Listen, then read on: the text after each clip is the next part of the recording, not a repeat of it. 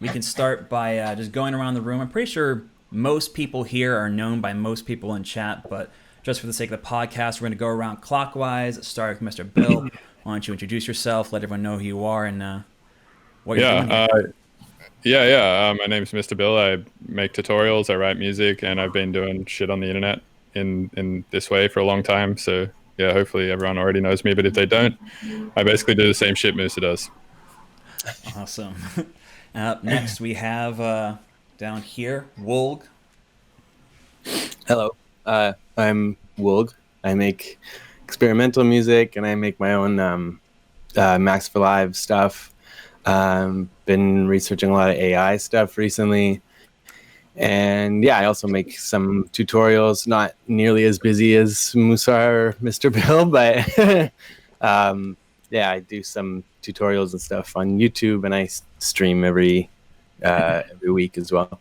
Awesome. And then last but not least, again, thank you so much, by the way, for helping us out with this and filling in last minute. We have Il Gates. Hey, what's up, everybody? My real name is Dylan. I'm known professionally as Il Gates. I've been producing and performing music for a real long time. And I also teach and I run a kind of renegade educational operation called Producer Dojo, where I have a team of producers who I have trained that are training the next generation of producers to make awesome music and be awesome people. Hell yeah. Oh, that's cool. I didn't know about that. Yeah, I mean, I'm really excited, especially because I don't think we've ever really gotten a chance to talk before, Dylan. So I'm excited to finally get to kind of meet you under some weird circumstances, of course. But hi. Yeah, thanks for having me on. It's a pleasure to be here. I guess kind of one of the first subjects I did want to touch on, since everyone here, myself excluded, is in some way like a performing, touring artist. And I don't know how much this has been talked to death amongst yourselves, but how do you feel like things have changed under COVID-19 with all the new restrictions and with everything going on? Like, how has it affected like just your life? Is that It's kind of it's open discussion. Oh, It's a it's open. round table. Okay, So pretty much whoever wants to talk can talk. Oh man, so I can say how it's affected my life, I guess. It's definitely slowed shit down. Like life has a much more leisurely pace now, that's for sure. It feels like when I was doing shows, I was, you have this thing to do every weekend, like a show. So you need to like cram a lot of work in during the week. A lot of time is spent building sets and making music specifically to play in those sets. So that whole element has been removed. So I just have a lot more time now, it seems like. So I've been learning a lot more shit. Like I've been learning a lot, like going real deep on modules that I didn't really know the full functionality of. And I've been learning to brew beer. And I've been like reading books and shit, which is something I've never done. Like Hey, that's cool, Bill. Hell That's yeah. awesome. Yeah, I'm actually like, and I just started doing Max for Live lessons with Woulg, and like, there's just so much shit that I just didn't have time to do that I'm able to do now. And I know that that's like sort of this weird, selfish, like on my pedestal way to look at it, because obviously the economy's fucked. 300 or however many million people are out of jobs. People are dying. Like I understand this is all horrible, but for me, it's pretty fucking cool actually. Like I mean, that just the whole situation has affected me in some ways positively. You gotta Yeah, find some sort of good. I think that's a really healthy way to look at it. And when it was first starting out, I got really, I would be watching or listening to the news quite often, and really just trying to kind of make sense of the world. And it was really stressing me out and making me upset. And there's an efficacy to that in that it helps you to take hand washing and quarantine seriously and everything. But there was a real turning point for me where my wife said to me, she was just like, we need to start looking at COVID as a gift. And as fucked up as it is, we need to look at it as a gift, because that's the perspective that's going to enable us to be productive in this time. And you shouldn't feel guilty about seeing a silver lining, and you shouldn't feel guilty about putting a positive spin on it. Like, yes, people are dying. Yes, the economy is in shambles. But if you're going to be a productive member of society, you need to step out of the fear mindset and into a more positive mindset. And that's really when I started to I started to just kind of become, come out from under come out of the bunker and start just mentally come out of the bunker and start being more productive. And I think since that conversation and since I started, as cheesy as it sounds, viewing this crisis as an opportunity, then I've just developed a much more healthy relationship with it. I mean, I miss playing shows. Oh my God. Like, that's like my favorite thing in the world is dropping new tracks that I've never played out with hordes of moshing maniacs all like frothing at the mouth, just like, fuck me with bass. It's like it's the best feeling. I miss that. I miss my friends, but you got to look at it as a gift. You got to get it. You got to come out of the bunker and start being productive. Totally. Yeah, I totally agree with that. I think it was interesting. I had the same sort of thing when it first started. I was like watching the news all the time. I have pretty bad anxiety too, so it like and I was in the hospital a couple years ago with flesh-eating disease, so I was like, fuck ICU, I'm not going back there. I'm going to do everything to stay as safe as I can. And at the beginning I was staying at my girlfriend's place, and she lives with her dad. So he's over 60, so we were trying to be super extra careful. I mean, we still are trying to be super extra careful, but after the first little bit of like, I was like, oh my God, everything's different now. I have time for all these projects and stuff. But then it was funny because I realized like, oh no, like 90% of my life is online anyways. Like I don't do shows that often. I very rarely play in Montreal, and then maybe once a year or sometimes a little bit more, sometimes even less than once a year. I'll like go on a tour or play in one place or another place, like kind of as a one-off. But it's not that often that I gig. So I had some gigs lined up for this AI project that I'm working on, and those got canceled. So,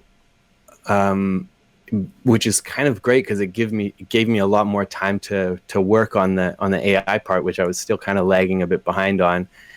But it made me really realize that like, yeah, 90% of my life is already online, and which is something that I've been kind of trying to get to since I was like 19 or something. So it kind of made me realize like, oh, okay, I did this. I'm in this position where I can live kind of wherever I want, and everything will just kind of go on as usual. But that also made me realize that like I don't have extra time because of this. This is like my schedule is the same. Like if anything, it's a little bit more busy because all the other people the people that I'm doing contracts for and the people that take lessons from me have more time, so they want more things from me, right? So it's been super interesting. But yeah, I'd say that my day-to-day schedule hasn't changed much. Yeah, I found kind of similar. I mean, obviously, like I don't have the same sort of touring aspect to my career right now, but I definitely feel what Dylan was saying. Like I am starting to get to the point where it's like, you're going through the stages of grief and you're kind of processing everything, and then you start to see the light at the end of the tunnel. And even with all the bullshit that's going on, I have honestly found a lot of comfort in how most people are reacting to the situation. Most people I know have taken it as like, look, I really, really need to rethink the way that I am doing things, because either what I'm doing wasn't healthy or what I'm doing wasn't sustainable. And either way, like, if you are forced to make a big change, you might as well make it for the better. Yeah, to me, it kind of feels like when I was younger, and you guys all went to like secondary education schools, right? Like university and shit. It kind of feels like that again, because it's like when you go to university, it's like you sort of carve out these few years of your life where you don't really have another job or don't really do anything. So you literally have just like carved out this time for learning, right?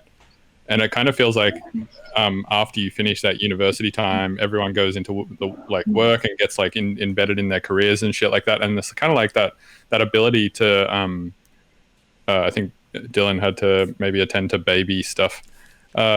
You kind of get embedded in your career and stuff, and you kind of get pulled out of not having all of that time to learn anymore. But I think we've kind of been given like a second opportunity there in that way, I guess, is how it kind of feels to me. Because you know how you walk into like a library or whatever, and you can kind of feel everybody thinking.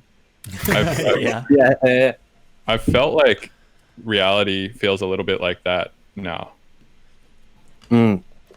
It's very. It's like everyone around me feels like everyone's sort of doing fulfilling shit. I mean, obviously, I live in like a neighborhood where that's possible, but like it's like I notice a shitload of people are getting into like baking and stuff like that. Yeah, I think I'm curious about that too, because I had a pretty like unproductive year this past year, and this has kind of coincided with me becoming more productive, and especially the last couple of weeks I've been able to get a lot more done. Dude, Dylan's baby is Sorry, I got a little distracted by the child. That's awesome. It's like that. Did you ever see the video of like that foreign diplomat, that British guy who was like, he lives in like South Korea or something, and his daughter comes into the room, and his wife comes like drags the baby out. We're kind of experiencing that right now. Yeah, Welcome sorry, back. I just had to deal with a baby invasion myself. Actually. How is? Yeah, that's actually been a bit of a trip. I mean, I've been really glad because like I was on the road all the time, and Bill and I were doing like a lot of dates actually right before things ended, and I'd come back and like I missed my daughter's first smile, and stuff like that. But now that I'm home all the time, I was there when she started walking. I was there for her first words and stuff, and I've been getting to spend a lot more time with her, which has been fantastic. But we can't have a nanny or anything, so it's like literally, my wife and I we take turns. We'd have shifts, and it's like half of my day I'm hanging out with the 1-year-old. With the little monster. So at one point I was like, oh, I'm gonna have all this extra time. But before, when I was playing shows, like I could afford a house cleaning staff, I could afford a cook, I could afford a nanny. All that stuff was great. Now it's like I can't afford any of that stuff. And even if I could afford it, I can't have people coming in and out of my house all the time. So it's like, I'm like ill plates on the job, like making all the food and taking care of my daughter. But it's so great to be there for all those kind of like early, toddler moments where you either catch it or you don't, And I've been there for a lot of that, and I've been really like, really getting to be a big part of my daughter's life. And she's like a really happy kid, Hey, that's awesome. which really, I think is great. Like, she's just really, she's emotionally just like really, she's very fearless, and all she wants to do is like play synths all day. It's pretty great. Like we got a piano in the living room, and she's just always like climbing up on the piano and going at it. It's just like it's awesome, man. Like it's just so fun to be a part of that. Have you found it influence your music at all? I mean, I'm sure it has, but like. Well, I mean, it's been hard to get like full uninterrupted days, which is really kind of like I work best when I just like do literally nothing but try to finish a piece of music that day. I find that's I get, when you like kind of peck away at a song with like an hour here, an hour there, they never quite come out as well as when you just have that like magic all in one go, one day. Like, so I have not been able to have sessions like that, which is, I feel, it's not ideal, but at the same time, I've also not had these like 4 or 5 day chunks of being on the road where I'm just categorically away from the studio and I can't work on things. So it's like I never really get all the way in, but I also never really get all the way out of the headspace. And it's so I've been kind of like, I've been kind of doing a lot more sound design sessions, Oh, fuck yeah. and I've been doing a lot more resampling sessions where I've been, just populating like this huge big folder of sounds that are original that I've been using. And like the other day, I made a custom 808 type sound on my Moog One. Like made this like sine oscillator and got it sitting how I wanted it, and then made that into like an 808. And then I just sat there running it through every different kind of analog model distortion in my whole arsenal. And I made this folder where it's just like, like Baskin Robbins flavors of 808 distortion, and then I put them on a sample selector, and now I have this rack that is just like, you could have one part of the song where it's the 808 running through a transistor, and then one part of the song where it's the 808 running through trash, and then one part of the song where it's the 808 running through snap heap, and you just turn this knob, and the 808 just like mutates and sick. through all these different types of distortion. I'm like, that instrument, I'm going to use that instrument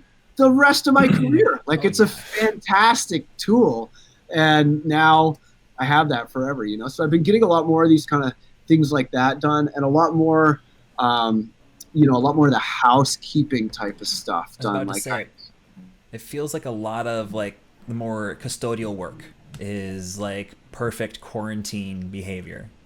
yeah, all the stuff I've been putting off. And then like I went through this hard drive and I found this like huge folder of camcorder footage from like many years that I had lost. And there's like an interview of Mr. Bill that I had lost that I posted up the other day. And then I've got an interview with Manic Focus and Hero Bust and like all these just like crazy cool videos that I'd forgotten, like footage from shows that I'd forgotten about and stuff. And so it's been like, I found a bunch of art that I made and forgot about.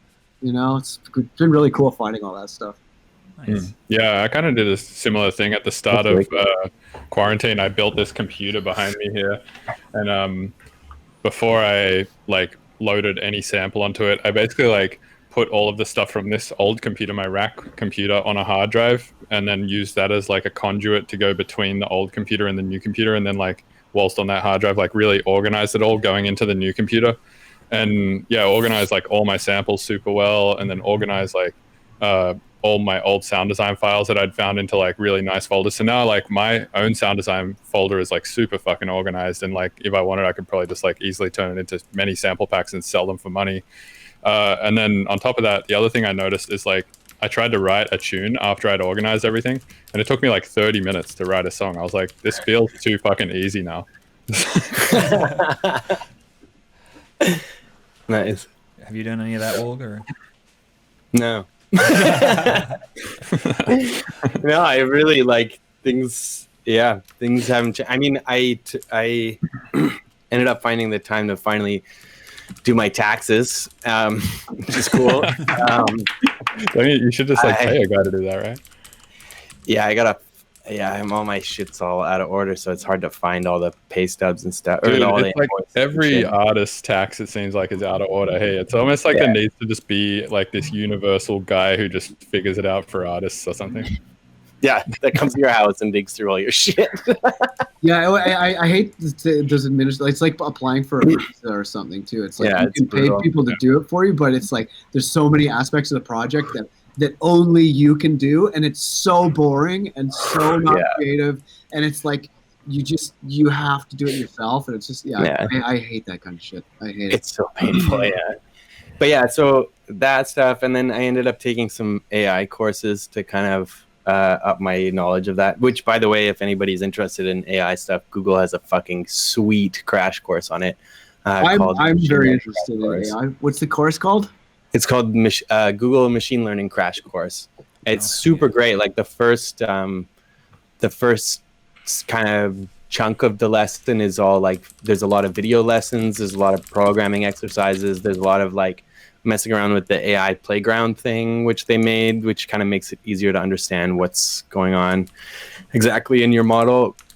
So I did a ton of that, and just like really trying to figure out this thing.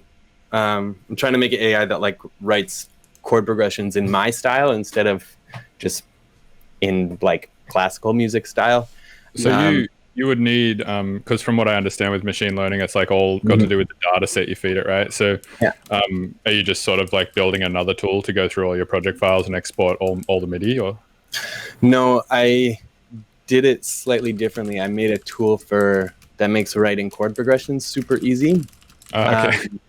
And then I wrote probably 40 or 50 of them, and then I did like standard manipulations of them. So like changing mode, like, so for each one there's like the same thing but in a different mode, with different chord voicings and stuff like that. So I just kind of modulated the data set, and I think I can't remember how many progressions I got. Oh no, I remember now. There's like 3,000 or 4,000 chord progressions in there now. So that's what I'm training my model on. But yeah, it depends how you set your model up, like how big of a data set you need. But yeah, in that kind of thousands area is like, it seems like a lot. Because for instance, like Yarn is working on Splitter right now, right? And Splitter is this thing that like easily So cool. It's very cool. But so it's fucking awesome. So Deezer originally trained the model on 150 stem sets, but it was all from like rock and pop music. So what we're doing currently is we're hitting up producers to send us electronic stems so we can train it on electronic stems. But we apparently, according to Yarn, we only need 150 stem sets, which is not that many. That's because your data is a lot denser. For audio data, you have 44,100 like data points per second, right? That's a good so point, your data is a lot denser. It depends on what you're trying to do with the data and all that sort of shit. Like, it's really, that's why AI stuff is interesting to learn, because you learn the answers to all that stuff. Right. Yeah. Sure. Man. Have any of you been learning any other kind of like outside of music skills? Like Woulg's been working on AI. Like I've actually been trying to learn a programming language right now. Which one? Oh, dude. Sorry, go on. Yeah, I was gonna say I have. What were you gonna say? I'm more interested in what y'all have to say. I'm the host. I'm not necessarily a guest. I was gonna say there's something that I've like been wanting to learn for a long ass time and have always historically hated doing is video editing. But after building this new computer and having like a really sick graphics card in it, I've been getting massively into DaVinci Resolve and Nice. a lot of video. Like the other day, I just hit up my Discord and was like, "Hey, somebody send me something to edit." So NF recorded a tutorial on Go because he was one of the like people who developed the Go language at Google, and Nice.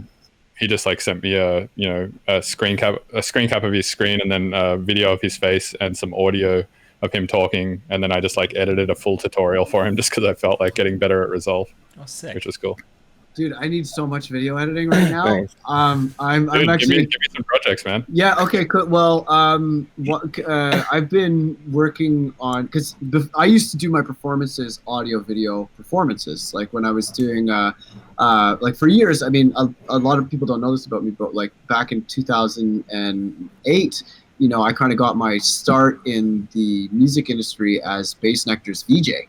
And it was me and Android Jones were doing like visuals for Lauren's performances, and then I'd get to open here and there and stuff. But I, for the longest time, was doing fully synced audio video performances where I'd have edited music videos for all my tracks. And like, let's say I was playing a rap video, I'd use this plugin with Serato where it would be on the turntable, and you could like scratch it and watch the word come in and out of the rapper's mouth. Like it was like that accurate and that able to be spontaneous. Cool. So the reason why I stopped doing that is because at most events, the audio and the video are on two separate circuits to prevent you from hearing the motors of the lights through the sound system, for example, right? So when you are doing an audio video synced performance and your computer is the nexus point between the two separate isolated circuits, you get ground loop phase interference running in your computer, and it starts making the hard drives sketch out and stuff, and it starts like,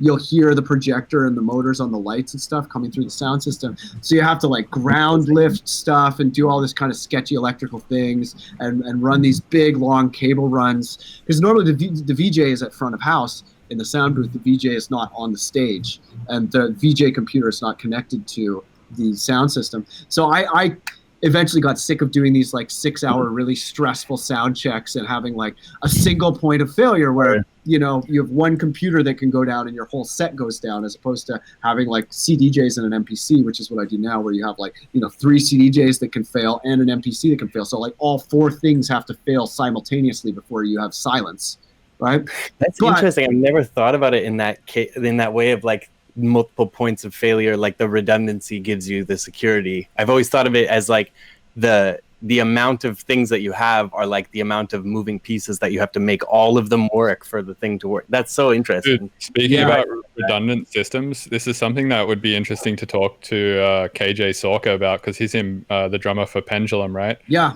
And he has told me so many times that the system they use for Pendulum is literally their entire live setup times 2, which means that if anything in the first live setup fails, they have this like piece of gear, I can't remember what it's called, but basically it's a piece of gear that listens or looks for this incoming message, right? And the incoming message is like silent noise on a channel that's muted. Yeah. And as soon as it sees that message go away, it just flips to the other system instantly. That's Stefan Jacobs and Henry Strange over at Strange Media, they do the playback for like ASAP Rocky and all these other big bands, like Brockhampton. And Stefan showed me this rig that they have, and they basically have 2 UAD Apollo sound cards, and they're running like live auto tune on all the mics, and all the mics go into both of the sound cards. And then they have this Max for Live patch that called Playlist, and it has like a list of all of the songs in the set, and then they can change the order of the songs, and then the trigger for that goes out to 2 different computers that have the whole set in arrange mode with all the lighting and the video cues and everything. And then there's arrangement flags in Ableton. And when the Max for Live playlist app triggers the arrangement flag, it will jump to a different point in the linear arrangement. So the Max for Live patch means that you can use the arrange view in a non-linear way, so that you can change the set list from night to night. But then because all of the actual video and audio cues and the auto tune, you know, notes and the delays and everything are all in this linear view, you can take advantage of a much finer and more detailed level of control over the set, right? So you can kind of have your linear cake and eat it too by having this non-linear Max for Live patch that arranges everything.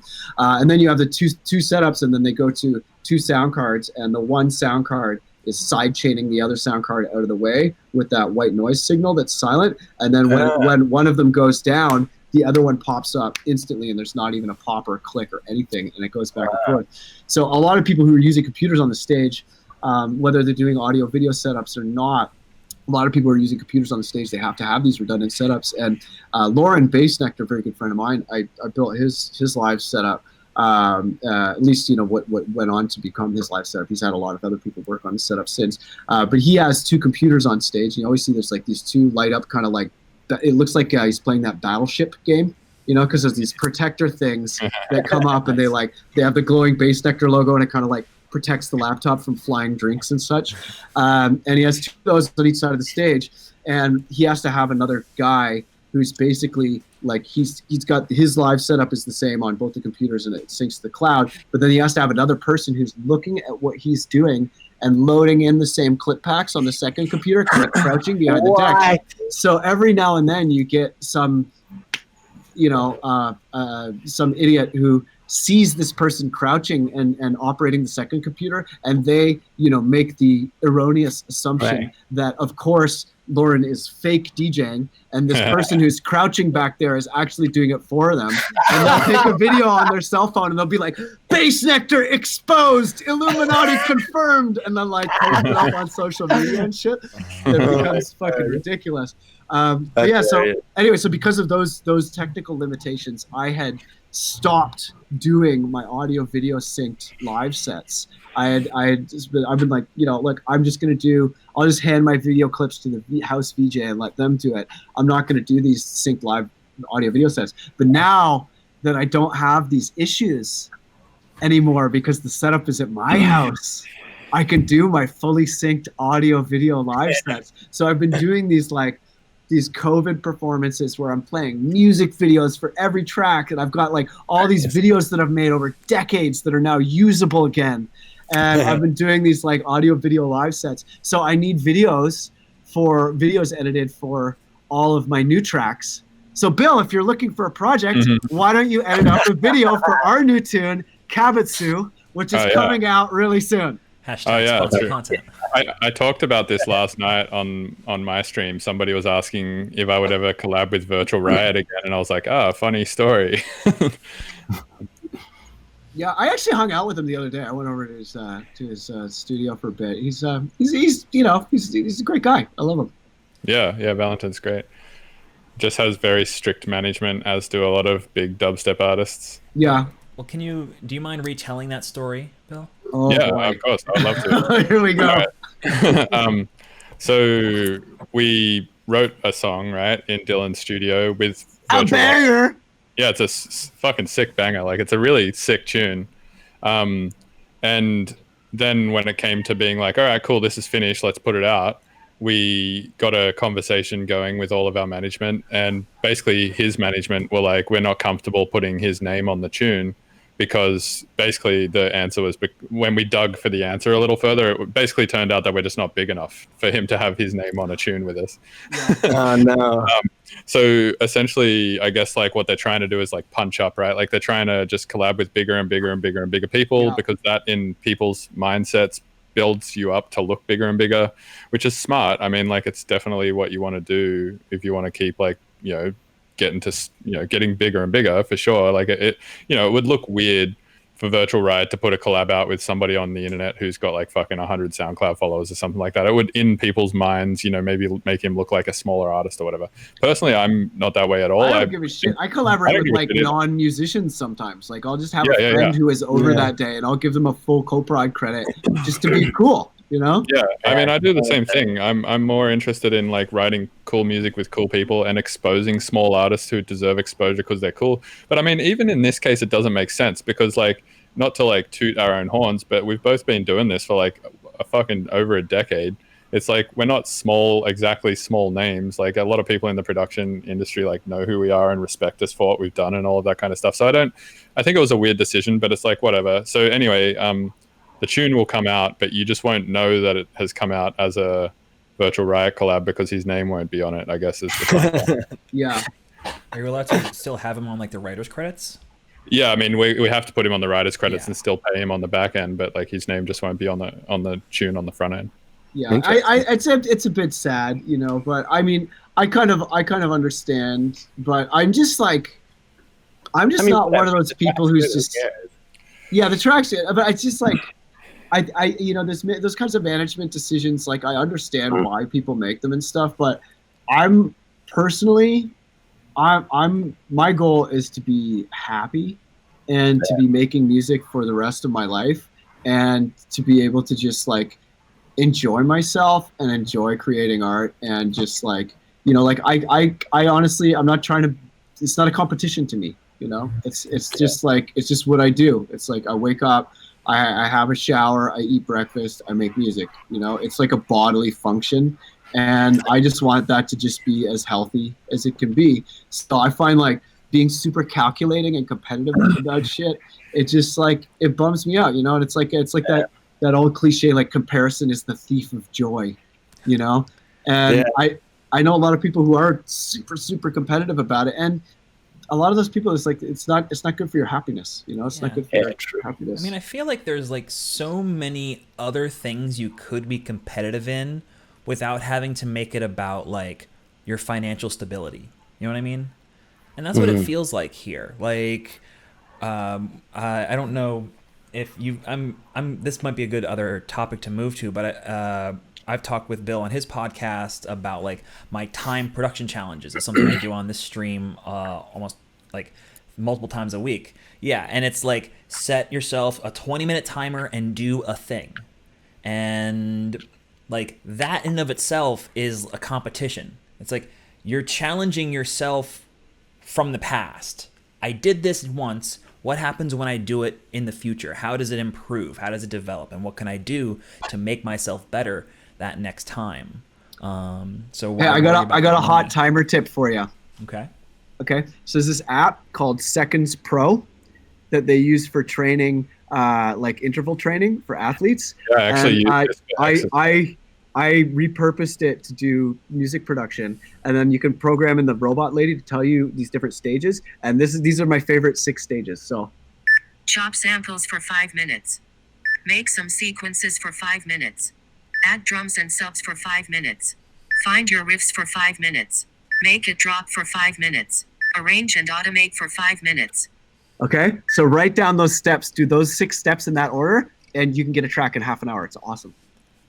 Yeah. How do we feel about like That's cool. workflow and stuff like that? Like, do you find the challenges are good for, or those timers are good for your workflow? Like, Well, okay, so there's many different recipes when you're making music, and it's important to master formulas as such, and it's important to cross the finish line a large number of times so that you know how to get out of the weeds, and you know how to make sure that you can finish a track. Because when you're ready to really make like art and really push yourself and try and make the best thing that you can, a big part of that is getting lost.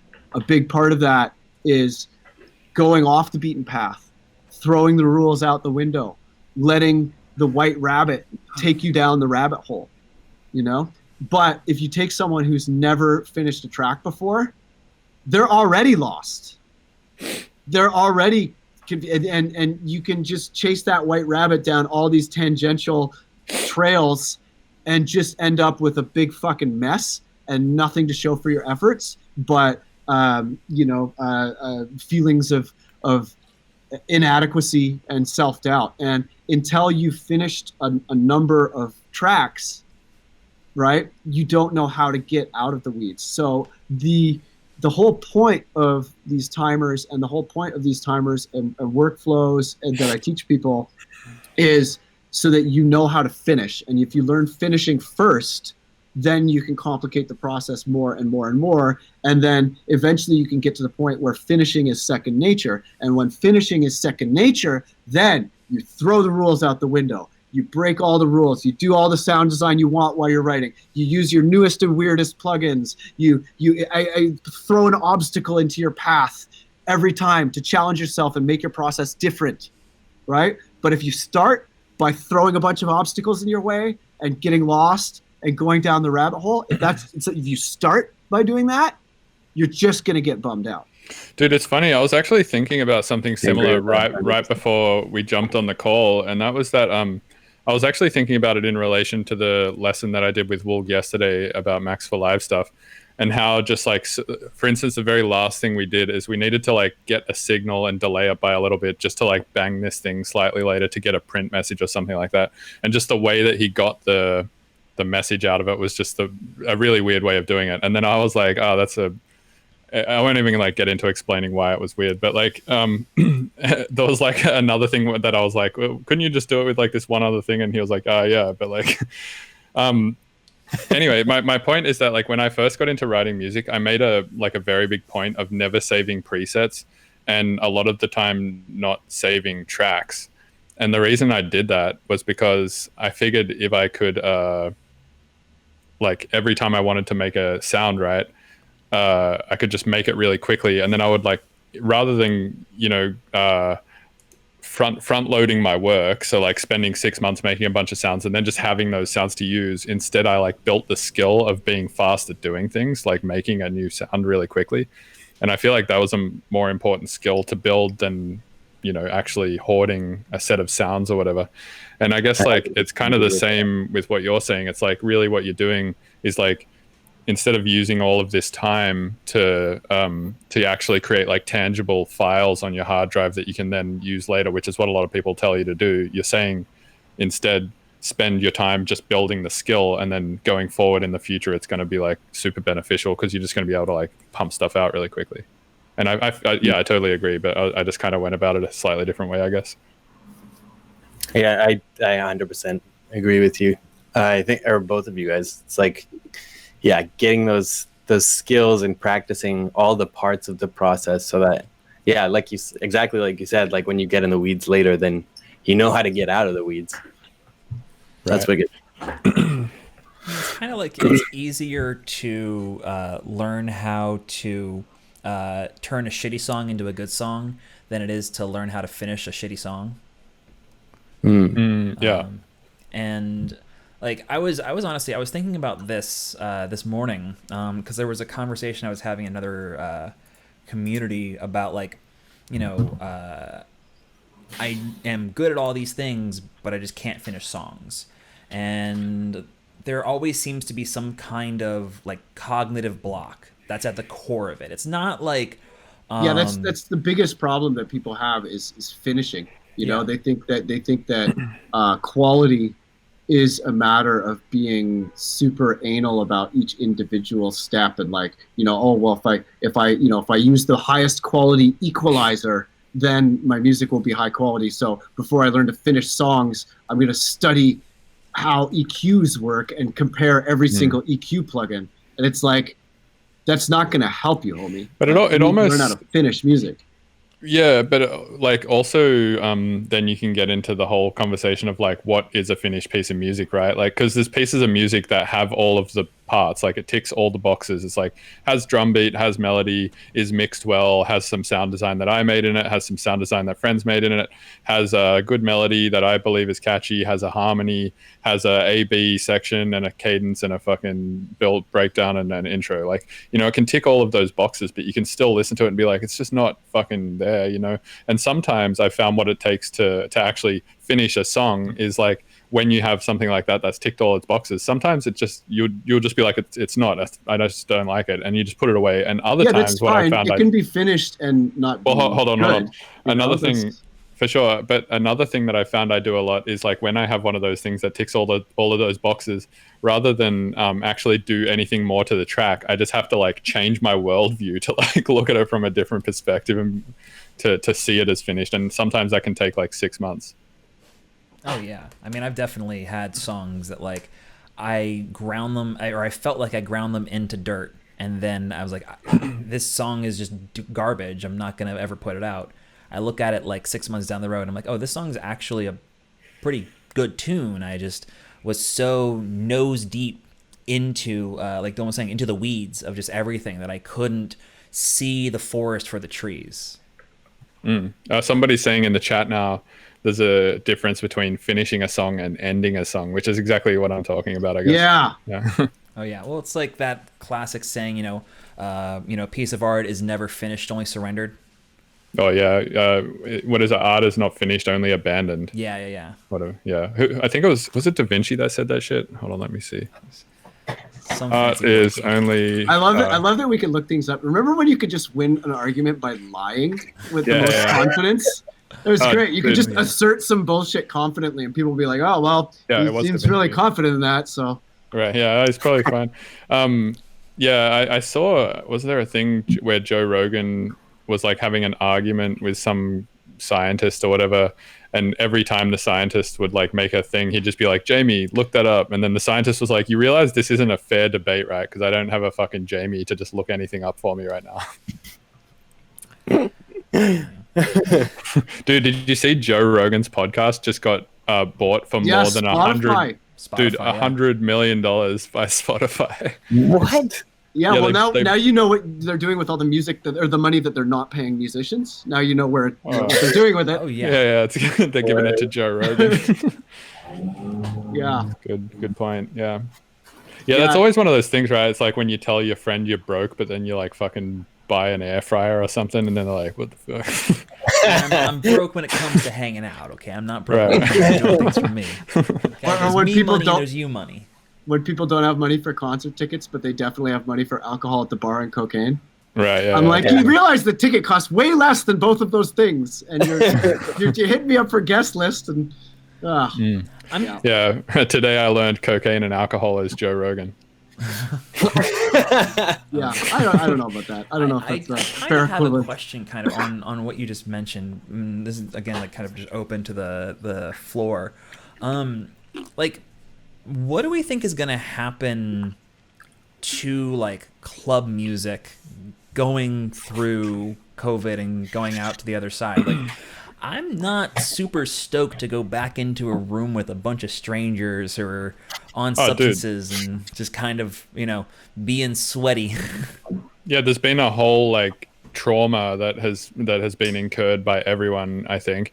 And yeah, I think anyone with half a brain is going to be like, oh yeah, probably let's not go into a club for a while. And so that's going to take a while to normalize, probably a few years, and then probably also a vaccine and shit like that. But dude, I see people now who I've followed so many people on Instagram because of this. Like, I'll check their story and it's just them hanging out with all their friends, like having drinks in a backyard or something. And I'm just like, and then the next day they'll be like with another whole group of friends, like drinking in another backyard or something like that. And I'm just like, you guys are the biggest fucking morons, and unfollow them, because like that kind of behavior, like in a time like this, to me is just the most insane shit. And I don't want to know anyone it's a lot who of, is like that. Like just like willful ignorance almost.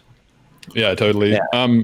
So yeah, I mean, I think anyone, but that I guess my point that I'm trying to make is, like, you asked, like, will clubs just come back? The answer is probably yes, because there's a lot of fucking idiots out there like that who will just be like, I don't give a shit, fuck it, and then I mean, maybe it'll be like a natural selection type thing or something. But like, I think most people like us probably won't be going to a club anytime soon, right? Like, I think we're probably all in agreement that it's not a good idea for a while.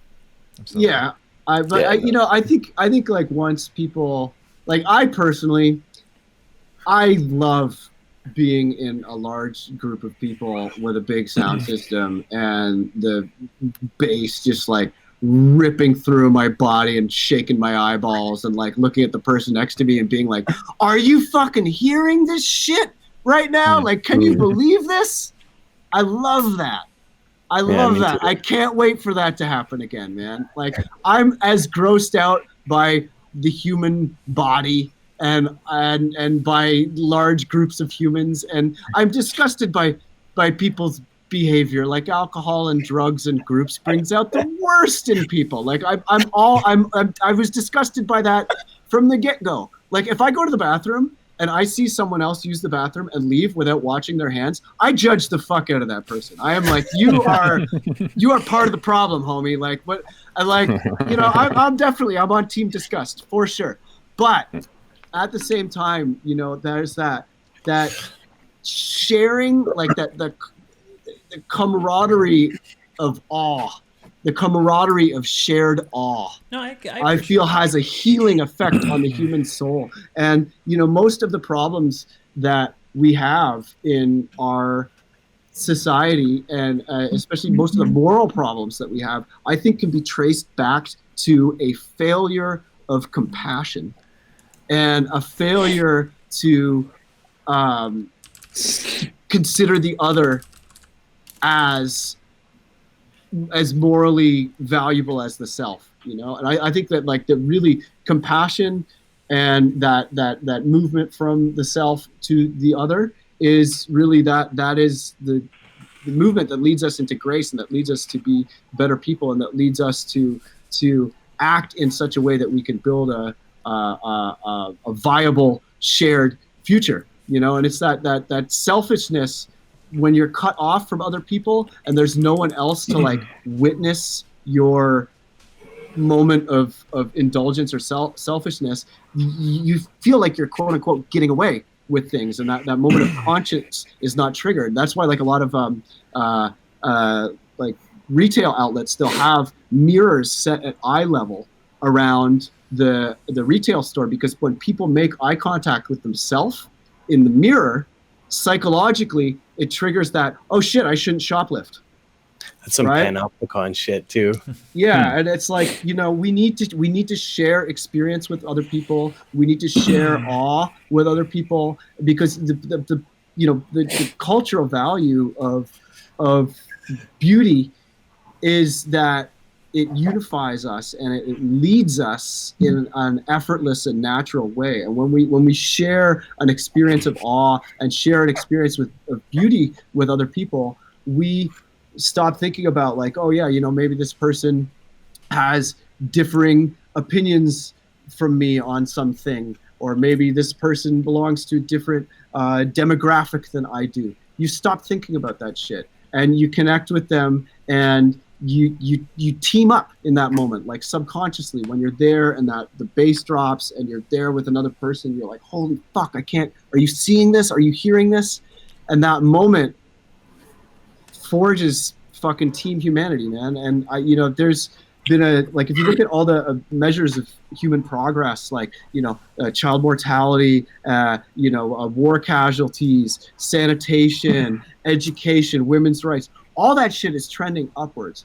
All that shit is trending upwards. Do you not think that this thing of awe can happen, like, not in person though? Like, for instance, if there's if there's a solar eclipse, right? Or like, maybe if on TV, there's obviously we're way past this now, but like, when there was the first like shuttles being launched into space and everyone was like huddled around their TVs in their own lounge rooms, like watching that, like, I think that kind of feeling can sort of emanate, and this is like maybe a bit hippie to say, and it's the same thing as I was saying before, where you can just sort of feel everyone thinking. It's like you can kind of, when something like that happens, you can kind of feel the awe through humanity of like everyone just being stoked about something, right?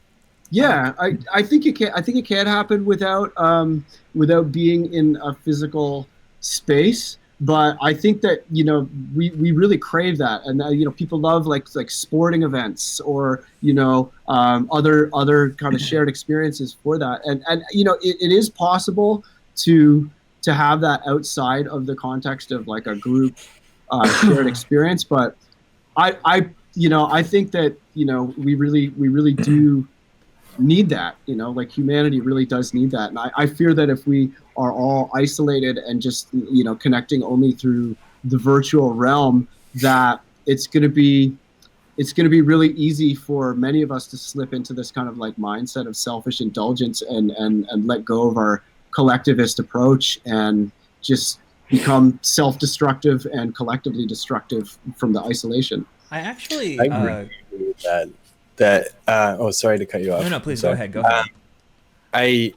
It's interesting because my whole life I was kind of more thinking the way that Bill was saying, but this has really made me realize how we need those. We really need those, and at least me, I really need those in-person moments. And I'm pretty fucking introverted, so I don't need a lot of them, but at least I don't need a whole ton of them with a whole ton of different people. But like, yeah, it is definitely something that I need to like have those shared human experiences, person to person, like in RL or IRL. But I think like there's definitely a lot of things that can be online and that I think are really good if they're online. And I think the nice thing about everybody kind of being pushed into doing more virtual concerts and people being more involved in virtual spaces is that some of those things, like the reason that I've always been super into like connecting with people on the internet and virtual space and stuff is that I grew up in Calgary and there's just not that many people who are into experimental music in Calgary, and I didn't really know that many who were. There was maybe a handful that were actually good at it, or that I actually got a little snake. Yeah, I know. It was so, he hit me up on Instagram and he was like, oh yeah, I'm from Calgary too. And I was like, what? And then it turns out that we like hung out at all the same places and stuff. He's like, I think quite a few years younger than me though. So that's why I didn't know him before. But yeah, so anyway, so I really sought out those virtual spaces because it was the only place where I could talk with like-minded people and like have this kind of back and forth with like-minded people. And there are a lot of people in the world who like are in places where their particular interests are not particularly popular. And I think it's really powerful for those kind of people. And also I think about virtual concerts and stuff. I think, for example, with quite a fair bit of my music, I think while I really like hearing it on a big sound system, and it's really satisfying to do that, I think there's different types of sets that lend themselves a lot better to being in your own personal bubble with a pair of headphones or on your own studio monitors. Like the potential to be able to play on, 100, 200, 1,000 people's studio monitors at the same time is is pretty cool. Like, or their favorite pair of headphones that they know really, really well, that they really like the sound of. I think that's kind of a really interesting avenue, and I am really looking forward to seeing. There are some people that are really nailing it too. Mhm. Did you see last week? Did you see the 2020 London podcast or 2020 London broadcast where they had the Amon Tobin's Two Fingers cool. album? They missed had a that Two one. Fingers album launch. G Jones, Ivy Lab, and Little Snake, all back to back, half-hour sets, and they each had their own like VJ like visual performance. It was so sick. They have another one today with Matt Zach is playing. It's in a couple hours, but it was honestly those 2020 performances. That's the coolest shit I've seen since COVID. I actually have like I'm glad that sorry, did you want to say something, Bill? No, I'm good. Oh, for sure. Sorry, I thought you were saying something. But I'm glad that Woulg brought up these online music festivals, or the IRL versus URL fest kind of thing, because like it is almost at the point where I'm worried that it's kind of too much of a good thing. Because like it was so cool the first time you had the Minecraft Music Festival, like Coachella or whatever. That was really, really clever, and it was witty, and it was new, and now like everyone is doing a Minecraft festival or some sort of Twitch festival, like, and it's sort of as if nothing has changed from just that constant barrage of festivals and shows that you gotta go to, or you're missing out this artist or that artist, and it's just a big gamut. And it's like, I didn't even know that this G Jones and Little Snake thing happened. Because watch the one today. It starts in a couple hours. Watch the one today. Yeah. It's gonna There's be another sick. one, like the Whittler, who was in the stream right now. Or just a little while ago, he's about to be on a little DJ festival thing that someone else is putting on. I don't even know where it is. There's like so many things. Like, do we feel like they're kind of maybe overdoing it, or is this a good thing? Like, do we think it's gonna like stick around, or do we think that like these are gonna go away? I don't think they're over. I mean, it's hyper saturated now because everything shifted to virtual. But you know, when this stuff, and I think it's going to get more and more saturated for the next bit. But when you think about like the shows that you had access to go to were like, they have to be within a reasonable distance to get to, and you have to be able to afford to get to them. So your list of available shows was limited by these kind of real world factors. But now your list of available like things that you can attend is not limited by any geographical and not even most of these things are free, right? Like they're not limited by any monetary factor either, right? So that like really changes the game. So I think we can expect to see way more of them until we kind of get to that level of like the amount of shows that there was in every city, except they're all online, and then probably COVID stuff will peter out, and we'll get kind of a half and half division again, or something like that. I'm kind of afraid that people are going to get so good at this, the URL concert space, that when IRL concert space opens up again, you're going to have people be like, yeah, well, you know, I don't really have that much money. I could pay $20 to go see this act live, or I could spend that $20 on drugs and then just stay at my house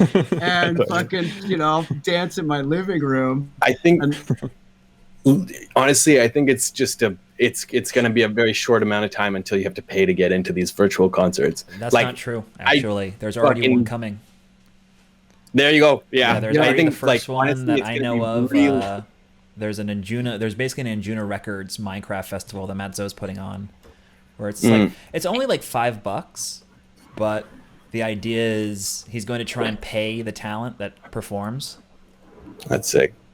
I actually I started this. This might be something that those of you who are musicians who are kind of looking to figure out a new way to support yourself, a way for your fans to support you. I actually I rebooted my whole Patreon last week, and I created this new $5 a month concert goer tier in my Patreon, where you not only get invited to private concerts that I'm putting on that are only for my Patreon patrons, but whenever I do one of these other live performances, I'm not making the recordings of these audio video sets that I'm doing available, but the recordings are available in my Patreon. So the replays are available in the Concert Goer Patreon stream.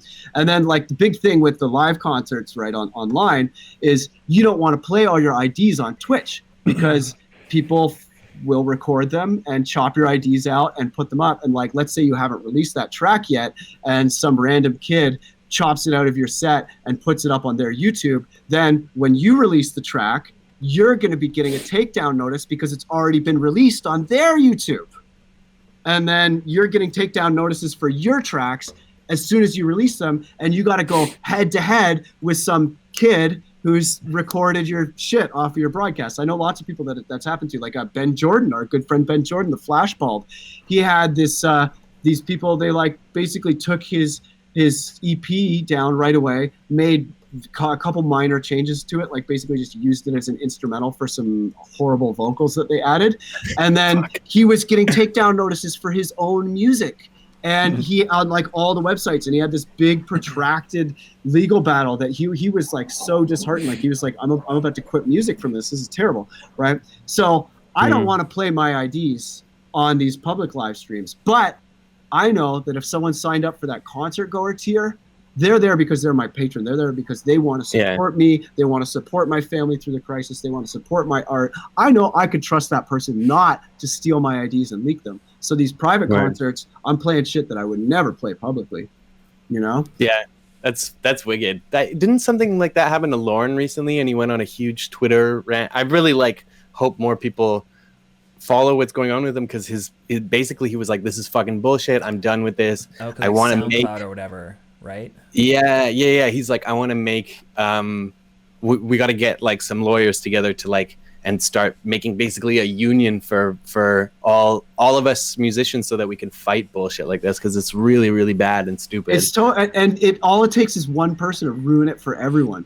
You know, it's really unfortunate. Like I've had people, you know, like I used to do live streams from my studio, like totally publicly, where I would be writing music in my studio and people could just watch and be a fly on the wall and watch me do it. And people started cutting my unfinished tracks out and hosting them on their YouTubes. And then this one kid I was super, super upset about. It was actually that same ill-fated Virtual Riot collab, but this kid had cut the track out and put it up on his YouTube when it wasn't even done. It was like not even halfway done. So I go to the kid's YouTube and I'm so mad. And I go read his bio and he's like, oh yeah, I'm like 17 years old and I'm like dying of lupus and my great joy is watching production live streams. And I always just like to cut the tracks out and put them up on my YouTube so I can compare them to the finished version and people can see how the track develops. I'm like, man, I'm not going to put this dying 17-year-old on blast, you know, like I can't be like, hey everybody, fuck this YouTube account. Like I'm not like, you can't even be mad. Yeah. Yeah. I mean that happened with the only time that's ever happened to me was when I was working on the Deadmau5 collab, because obviously every time I worked on it, all the Deadmau5 fans would come and watch the stream, and they all would like that track, because I worked on it on stream, got cut and uploaded so many fucking times before it was finished. So annoying. It's crazy. Like, it's so annoying. Yeah. Usually I don't have that issue, and I like to think that I'm in like sort of the Goldilocks zone where I can make a living off music, but I don't have a bunch of fucking idiots like trying to steal my shit. It's like a good middle ground to be in, I feel like. It gets weird sometimes. Like I was auto hosting on Twitch. I was going through auto hosting because I'm doing this this Twitch live stream music event on Saturday from 6 to 8. I'm doing a label showcase on my Ill Gates Music Twitch. So I was going through and doing auto hosting exchange with a lot of my music friends. And I went to go try and auto host Virtual Riot. And there's like 30 different various misspelled official Virtual Riot Twitch accounts where it's like official with like 2 A's before the L, Virtual Riot, official Virtual Riot, OOT, official. And I'm just like, which one of these even is? And it's like I couldn't even find his real account. There's so many fake accounts. That's rough. Ridiculous. The whole system has been kind of Wild. I mean, how much are the three of you on Twitch these days? Because I know that like Bill's been streaming a lot more lately, especially since he got the new computer. Woulg has been streaming like 2 or 3 times a week now, which has been super fun. And then Usually- I mean, stream, right? I stream every week, but it's all inside of my producer dojo educational environment because I just don't want my unfinished tracks getting leaked. And I don't want people who are just there because it's free feeling entitled to record it and cut it up and upload it to their accounts. And I know that the people who are in the producer dojo that are learning from me, that are coming to my class every week, you know, I know they're not going to fuck me over like that. So I just keep it. You know, I'll do live streams when I'm like doing a music showcase, like on Saturday. But I've been doing all of my live streams in the dojo, and I mean, the response has been really cool, and the community. It's just like having that filter of like, do these people actually support you or not? Having that filter enables me to trust people at a level that I would not trust them with. It just joke you public with a free stream. So that solution has been working really well for me, but sadly at the cost of no more public live streams from the studio. I have kind of what platform do you use to stream just to people that you allow? Okay, so the website, the Producer Dojo community, is run on a platform called Kajabi, Kajabi, and Kajabi is like a kind of educational institution. You know, it's kind of like WordPress or whatever. It's like a framework. It's like an all-in-one like course selling browser-based software. Okay. Yeah, so I use Kajabi. It's like e-commerce shit. Yeah, and then I stream to Vimeo, and then there's like a Vimeo embed inside of Kajabi that is only viewable from Kajabi, so that the members have to be logged into their member account and then view it. Yeah, cool. That's interesting. Yeah, I've been thinking about how I want to, because I don't actually have a Patreon. I've been thinking about how I want to structure it and what things. I'll be your patron. Yeah, cool. Yeah, I've been thinking about like what kind of stuff I'd like to structure, or how I'd like to structure it, what stuff I'd like to offer, and because like I really like giving stuff away for free. Like I kind of make an effort to like that. Almost everything that I put out, there is a place where you can find those things for free. Like I always upload it somewhere where if somebody looks really hard, they can find it for free. Because I don't want money to be, especially for my devices and shit, I don't want money to be a barrier to like, you know, learning new tricks and trying out stuff. But I want it to be like enough of a pain in the ass that if you're lazy, then you'd rather just pay for it, you know? Yeah. And I like to set stuff up in that sort of way, but at the same time, I do think that would make my life a lot easier if I just kind of, you know, was like, okay, now you, maybe it's just has to do with putting a delay of like stuff comes out earlier to your patrons, and then afterwards it can be for everybody or something like that. But yeah, I do that too. That's cool. I've been thinking about that a lot. I really like that idea, and I really like the potential for like having a place to stream just for the, you know, the hardcore fans and you know, doing extra. I really recommend you do it because like, you know, when you're selling like a sound pack or something like that, it's like a very kind of, it's a transactional relationship where it's like this person is giving you X amount of dollars and you're giving them like Y object of value in return, right? But the relationships that you build on Patreon, it's a relationship of patronage. You know, they're paying not for a specific product or service. They're paying because they want to support you and your art because they believe in you and they want more of everything, please. You know, and then the stuff that you give them because you're like, hey, thank you. Here's some cool stuff for you, you know? And that paradigm, it just completely changes the relationship. And the relationships that you build through Patreon are so much, they're really fulfilling relationships. Like you find the people who are your real, true fans who really believe in you and really want to support you. And, you know, I find that I can be so open with the people on Patreon in a way that I just can't with the general public. And I that website changed my life. Like the whole Producer Dojo basically started as Patreon project, and then eventually it outgrew Patreon. So I had to kind of like take my educational Patreon down, create the dojo, and then now I've rebooted my Patreon as like my Ill Gates the Artist Patreon. But it's really like, even just since I started like a week and a half ago, all these cool new people have come into my life, and like, you know, I'm having all these conversations inside the Patreon environment with the people who are like really moved by my music, the people who like it really counts for them, you know. And you can really get to know the people who listen to your music. You can really get to know what they like about it, what emotional needs you're helping them with, and what purpose your music serves in their life. And I think you're going to be better informed as an artist. You're going to be better able to serve your audience. You're going to connect with your audience at a better level, and you're really going to find your real community beyond just that transactional relationship that you get in a kind of traditional marketplace environment. That's really, thank you. That's like exactly the pep talk I needed. I think I'm gonna set it up after. Get in there, dog. I'll be your patron. I actually have man. I'd patron to you as well, man. Yeah, the hardest thing I find with setting up a Patreon, because I'm trying to do one right now for the Mr. Bill podcast, right? Because I have like this podcast editor who's edited like fucking 35 podcasts now for me just for free, and I want to start giving him money. So trying to get some income going there. And the hardest thing I've found about setting up Patreon is figuring out the rewards for the tiers. You can change them. I know you can change them, but for sure. But I mean, that's the like upon the launch of the thing, right? Like, it's really difficult to be like, okay, if $1 gets this, and then $2 gets this, and $5 gets this, and $10 gets this, then what does $20 get? And like, what else of value can I add for a $50 tier? And like, should I add some ridiculous like $10,000 tier? And like, I have a $1,000 tier. A few people have taken me up on the $1,000 tier. Yeah, I know. I've seen a lot of. Yeah, dude, I mean, they only do it for a month or whatever, but they'll do it for a month, and then I'll be like, okay, what do you want? You know. And then, what do you give people for $1,000?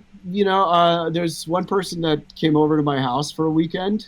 And we just like hung out, and they sat in on me making a track in the studio. We hung out. And that has since grown into the dojo. Like, I have a warehouse here with 5 different recording studios that are also guest rooms, and people will pay to come stay here for a week, and I train them and give them different exercises, and they have their own little studio and stuff. But that grew out of just me putting this $1,000 tier up and being like, okay, you've paid $1,000. What do you want? Let's figure out what's worth it to you. And then I would have a conversation with that person, and then figure out what sorts of things they would be excited about. But that turned into kind of like this Airbnb for DJs business, where basically now I have this giant warehouse full of recording studios, and people come here and train, and it's awesome. That's wicked. That's so wicked. Yeah, it's a really cool place. I've stayed there like a few times now. It's fucking awesome. It's basically like as Dylan's explaining, the way it's like the studio he's in is like the big master studio, but then there's like shitloads of lofts and stuff like that, which are all like mini studios. It's really cool. That's wicked. Where are you based, Dylan? I'm in downtown LA with all the homeless camps and pits of garbage. Oh, hell yeah. Yes. But it's magic here, but you never know from the outside. You look around, it just looks like there's like a truck shop and a tire place and an abandoned building next door. It's like not a residential neighborhood at all, but anything is possible here. It's the magical land where all of the artists and Burning Man people go and build their dreams. That's cool. Literally, my brain is just going to like, oh, that'd be a great place to brew beer. Yeah, you could. Well, I can't have people over now, so I'm trying to figure out alternate ways to keep the ship afloat. So maybe it'll be a brewery. Dude, yeah, start a brewery. No, not even a micro. Start a full fucking commercial brewery. I mean, we got the space for it. You honestly do have the space to start a microbrewery, I think. Like, you would need to obviously get like giant fermentation vats and shit, but yeah, you could do it. Man, so I see this Musar like image here, and it really looks to me like the fan blades are like kind of like a beanie, and I like to imagine that you're like flying from your head that you've got no pants on and you're just flying. There you go. I'm just making sure they can see what's going on, because that's the side view. Right there. It totally looks like you're flying with your head propeller. Spin away. I actually kind of want to provide a bit of a counterpoint or a devil's advocate for Patreon versus like putting things on for free, because like I have a Patreon and I stream on Twitch 5 days a week. I pretty much treat it like my job. And I've gotten way more success on Twitch just sort of saying like, look, if you like the content, if you want something that's like allows me to continue to provide this content, consider, giving me $5 a month and maybe donating if you're feeling like it. Like, I never ask for donations. I never ask for subscribers. Well, I do sometimes ask for subscribers, which if you're liking this content, at the very least, I would like it if you would drop a follow on this channel. If you want to drop a sub, that'd be awesome, but you're not obligated to right now. But, what's your Twitch? Huh? What's your Twitch? I'll auto-host it. Everything is Musar Music. All my content, all my branding is all the same. All one word, Musar Music. 2 S's. All right, you are on my auto-host list. Awesome. Well, I appreciate that. But with this experience, like, I have some benefits for subscribers. I give subscribers special things. They get priority in feedback streams. I give them free samples and free presets. But the whole idea is I want to provide free education. That was my whole reason for getting on Twitch, is I want to fill the gap that I saw in educational content on the internet for like music theory specifically focused stuff that blends in with electronic music, that blends in with mixing, trying to bridge that gap and bring all of this knowledge to as democratic a format as possible. It's one of the reasons why I call this a Roundtable podcast, because it's not my show. I don't give a shit about me. I am glad that all 3 of you have been talking for the majority of this time, because that means hopefully I'm doing my job right. So I feel really grateful for the ability to have free education and free content and not have to worry about like, oh, well, does this person care about me or not? Does this person value my content? I'm doing something that I value, and people have chosen to support me in spite of the fact that it's free. And I feel really kind of privileged to have that position, and I think that, Patreon's great. And like I said, I do have a Patreon, patreon.com/Musar Music. I have to rework all the goals and make sure that it is not what it is right now. The goals are not correct right now. I need to get rid of the lessons because that does not work out. But I find a little bit more, freedom almost. In the same way that you find freedom in a Patreon. But I don't know. Luckily the electronic music community is like fucking really supportive and nice, because there's a lot of communities that just aren't. Like, for instance, Woulg. Have you ever used Stack Overflow? Yeah, I am familiar with Stack Overflow. It's literally just like fucking code bros who were just like they're like super pretentious, right?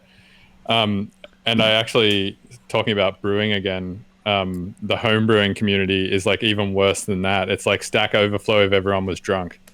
So like so luckily, I mean, you've got the electronic music community behind you, which is fucking awesome, because it seems like everyone's generally supportive. And I really enjoy the fact that you can give away like free shit and people will sort of like pay for you to kind of keep making that possible and make that your job, because they appreciate it so much and it brings them a lot of value and stuff. Seems like it's almost, the music industry's kind of always been like that though, right? It's always been a lot of like pro bono work to sort of just like position yourself better in the industry and shit like that. True. Yeah. Yeah. So you got a new patron. Thank you so much. Yeah, get on it. Reboot your Patreon, man. Oh, you goodness. just got a new patron. But yeah, I think it is important to do free stuff, for sure. And I always do a lot of free stuff, because I know what it's like to be broke too. I was a starving artist for many, many years, and I think it is definitely important to do free stuff. But it's like, I think the real pitfall to avoid is just doing one thing, because like the panda 100% is going extinct because all it can eat is bamboo, and they can't make enough fat to make milk for their babies, and they don't want to fuck each other and stuff. They're going extinct. But a close relative of the panda that is thriving is the trash panda, the raccoon. They eat everything. They're doing just fine. You know, so I think the real lesson here is to diversify, just like Wu-Tang Financial told us in that famous David Chappelle sketch. Diversify, you know. Also, doing a lot of free shit, it kind of just gives you good experience, right? Like as I was talking about before, I've been getting into video editing, and like to get better at it, I've just been like asking people for projects to do, just because like I want to do more of it quicker, right? Like if I just did my own projects, I wouldn't be doing so much. You know, I'd be doing some video editing like maybe once a month or something like that. So I feel like doing free shit is good for that too, because it just gives you a lot more to do, and you just build up your skill set a lot quicker. Like I don't know if you did this with Max Woulg, but like for instance, when Tom Cosm started doing Max stuff, he literally was just posting on his Facebook constantly about like, hey, is there anything you want Ableton to do, because I'm trying to learn Max, give me projects, you know.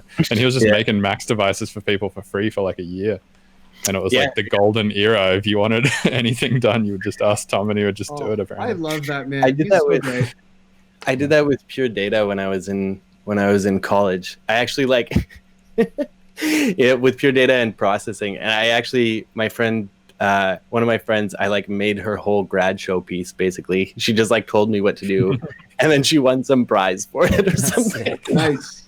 But yeah, I had this rule in college where I was like, if you want help programming stuff, you can call me at any time. You just have to bring over like a sandwich or a piece of food, and I'll do anything.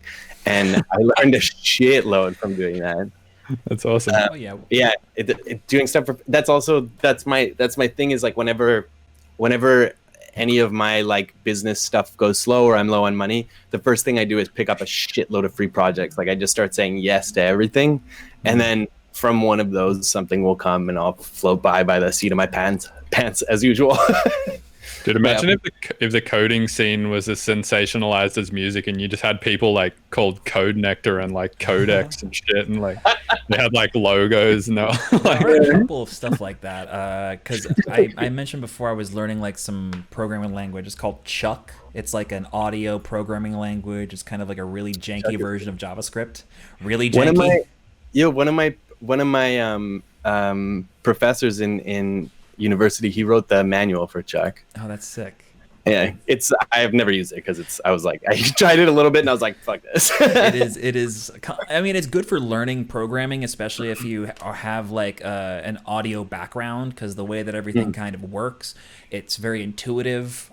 So like it's actually taught me a lot of programming concepts, and it's also taught me a lot of patience in terms of dealing with an interface that is just god awful. I guess the point I was getting to with that was it really made me appreciate how much being uncomfortable with a new experience is for learning. And I guess the question or the conversation I'm trying to go towards is like, how important is that to your process, or kind of how you're, dealing with life, or you're dealing with a situation? Like what sort of impact does that kind of stuff have on your being or whatever? I don't know. So are you talking about doing free stuff, or are you talking about doing things that make you uncomfortable? Well, I guess it's a little bit of both, because for me, doing free stuff sometimes can make me feel uncomfortable, because I have been kind of exploited in the past. People have definitely taken advantage of my charity and pushed me into really, really either emotionally or sometimes physically unhealthy places. And, it's a tough thing. And as someone who is advocating for basically giving your shit out for free on Twitch, like, I do it because it makes me uncomfortable. You know what I mean? Dude, speaking about Ben Jordan again, I know he came up earlier. He was actually telling me yesterday that MMA, because he's an MMA fighter. I didn't know that about him. That's awesome. Yeah, dude, he's been doing MMA for. That guy is such a maniac. He's like he honestly so is, good at everything. I love him. Yeah, it's crazy. So he has what's it called? Low latent input. I don't know. He has like something where like he just can't he doesn't have the ability to ignore like facts and shit. He just has to like know everything about everything. And if he says if he was actually a smart person, he'd be like a genius, but he's not. So he's just this like dude who just knows a shitload of stuff, which I disagree with. I think he's a genius. But anyway, I think It's we the can same all agree thing. on he's a genius. Yeah, but anyway, he was telling me how he does MMA, and he was like, because that's something that makes you so uncomfortable, right? Like being choked out by somebody else is like the least comfortable thing. He's like, once you've had that happen to you at 10 a.m. in the morning, it's pretty hard to be anxious at 4 p.m. when your friend asks you to come have dinner with them or something. It's like the comparison is like not it's not really comparable. So he said that was like a huge helper for him in terms of anxiety, is like putting himself in these extremely uncomfortable positions, because then in contrast the rest of life seemed really easy. That's so interesting. Yeah, I mean, from as far as doing free stuff is concerned, I think like, if you're going to have the kind of perseverance that it takes to do any kind of self-driven craft, whether it's music or pursuing martial arts or any of these other intrinsically motivated activities, it has to be something that you would do for free. Because if you're counting the hours and you're dipping your toe into the pool and being like, is this worth it or not? And the rational mind kicks in and you start becoming a bean counter and you're like weighing the pros and cons and you're like, you know what, fuck it, I'll stick to punching a clock or whatever, and you end up giving up on whatever that thing is. So I think if you are going to pursue music or skateboarding or whatever the fuck it is, it's got to be something that you would do for free because it's who you are. And so I think that's like a prerequisite, right?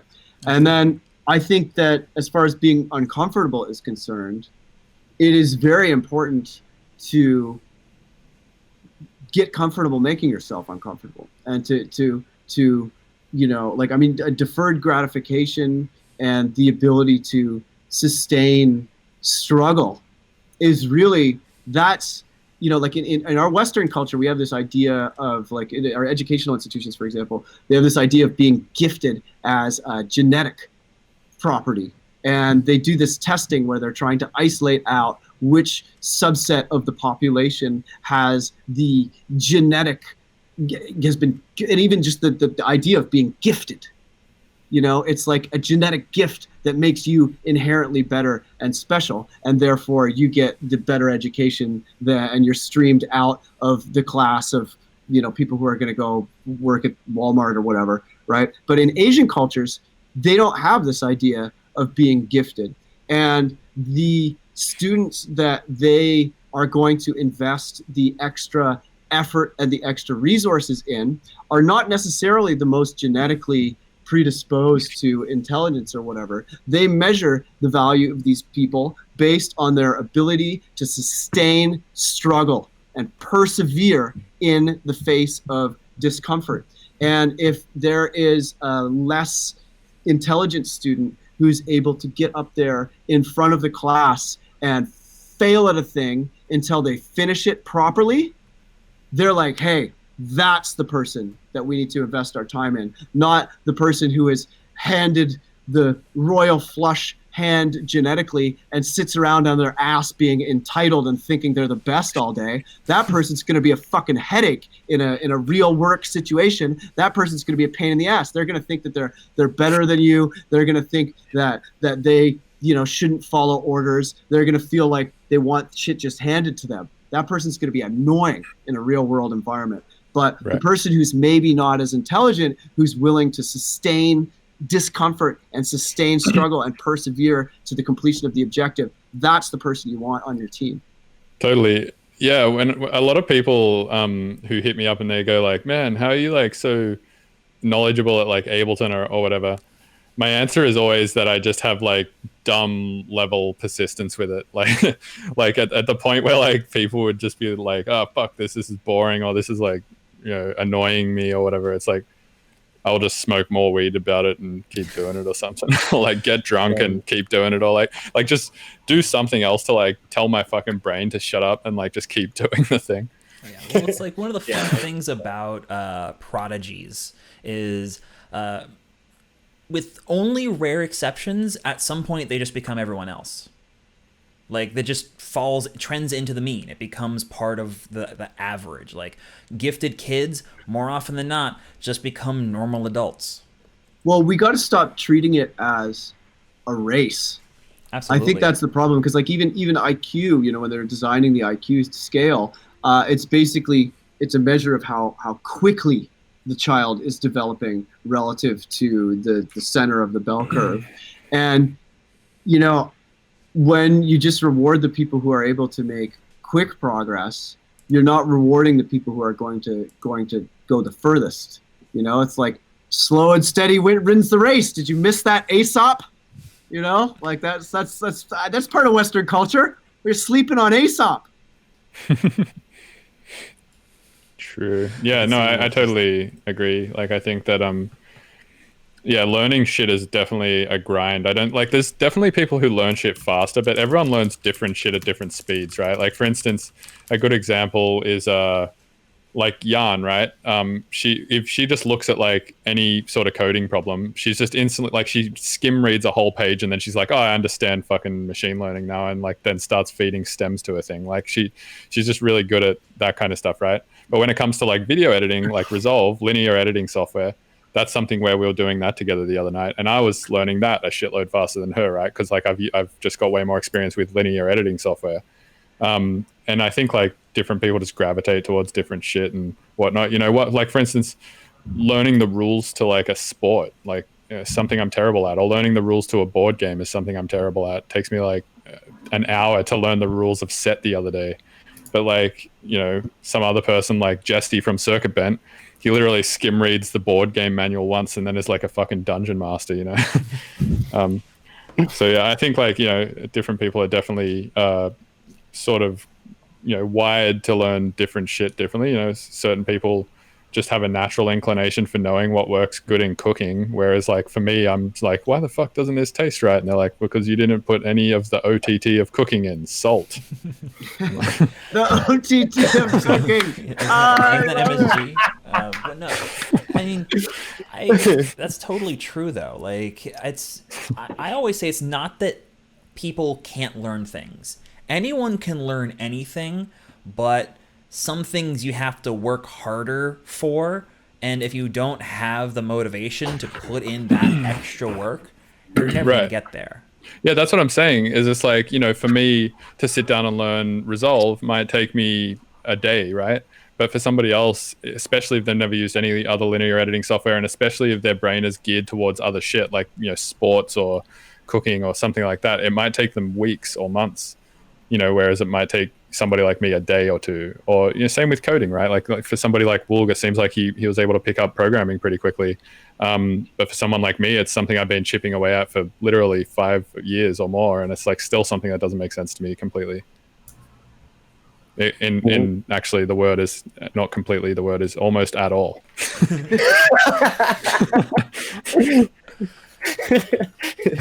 saying like I don't understand it completely like insinuates that I understand like a fair bit. I recognize that word is basically the level we're at. Right. There's so many things like that. Honestly, actually, with regular life skills, I have such fucking issues. Like, it took me such a long time to be like, wait, okay, so laundry. Okay, so wait, how do you like how to work the fucking laundry machine? I mean, this was a long time ago, but totally.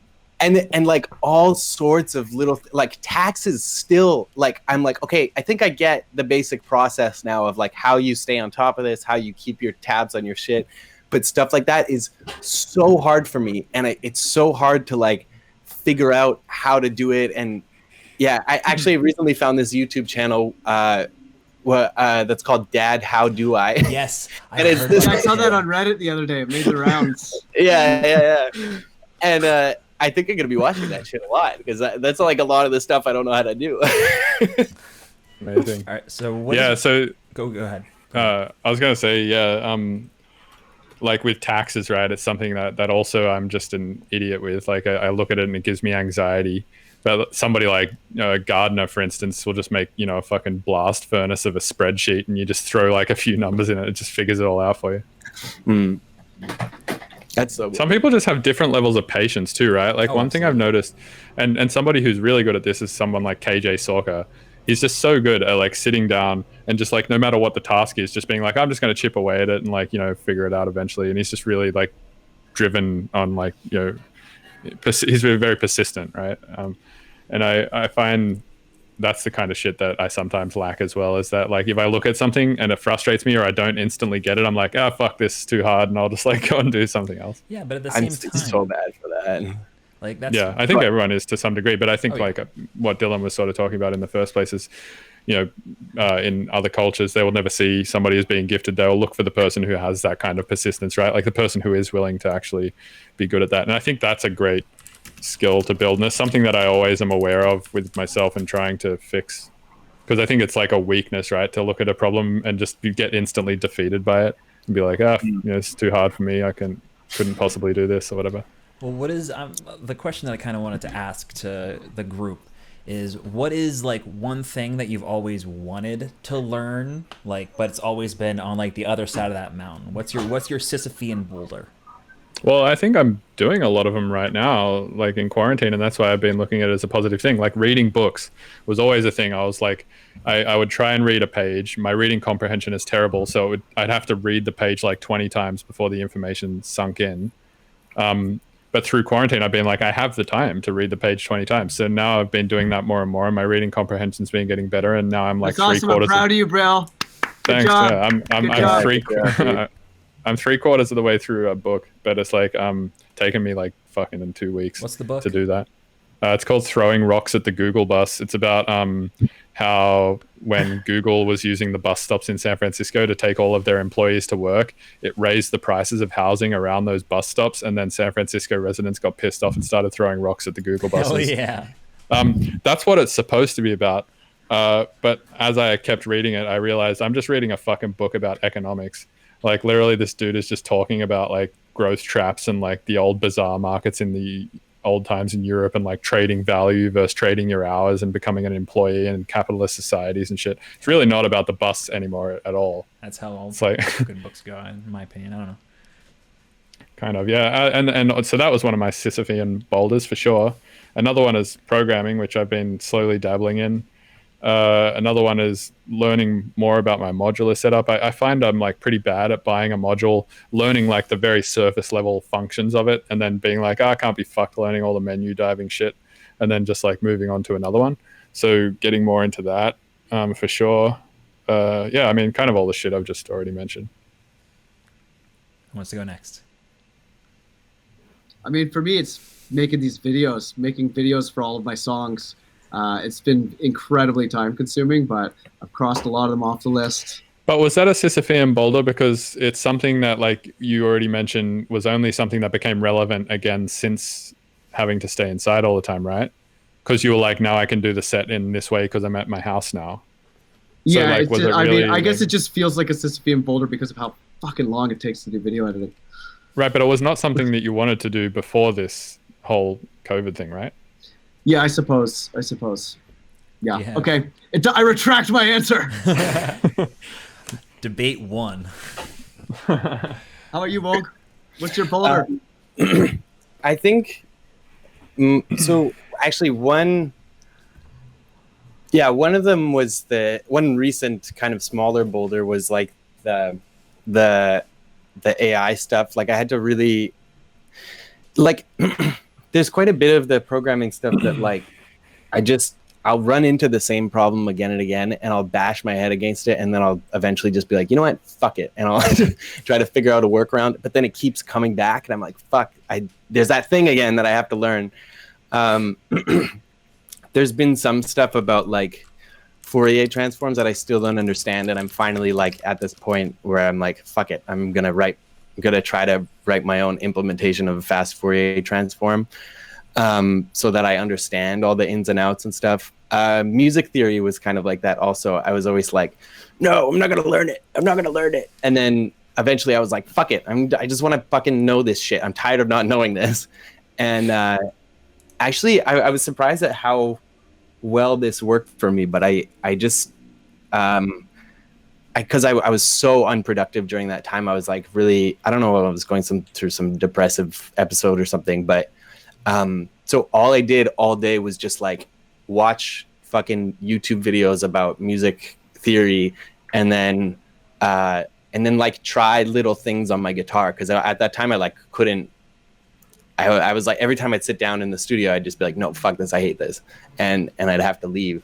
So that was kind of a primo time to like learn all the music theory stuff, because I was just trying it out on my guitar and stuff like that, and I was just sitting. There's this really nice, like in my kitchen, there's a door with a little window in it, and I just put my favorite chair in there, and then I would just sit there with my laptop and sit there and smoke cigarettes all day. And yeah, so that was one of them for sure. There's my biggest one probably, which I still like come back to. I've since like tried to convince myself not to do this a million times. I've kind of come at it a different ways, but like Rob Clouth's album List of Lists, there's still so many techniques in there that I'm like, fucking, how does he do that shit? And he's like explained it to me in person a bunch of times, and I've been like, okay, still don't really understand how you do this. But that's one that I always, and there was a couple years there where I would get trapped in that, and it made me like not really want to make music as much. And I did the same thing with guitar, actually. I like got it into all this like virtuosic guitar playing, and then I would kind of beat myself up over not being able to play like that. And I kind of learned a big lesson from that of like, don't like to just be gentle with yourself and take care not to drive yourself crazy with that shit. And yeah, dude, self-patience is like a huge thing here. It's so hard, but it's like one of the most important skills, I think. Yeah. But yeah, so there's that, and it like that's one of the ones that I'm really grateful for, because it's like that the inspiration that I got from that kind of that one album basically has driven so many of like the max patches that I wrote, like so many of the songs that I've written, so many of the production techniques and sound design techniques that I've come up with or tried to imitate what he was doing just by listening and trying to figure it out.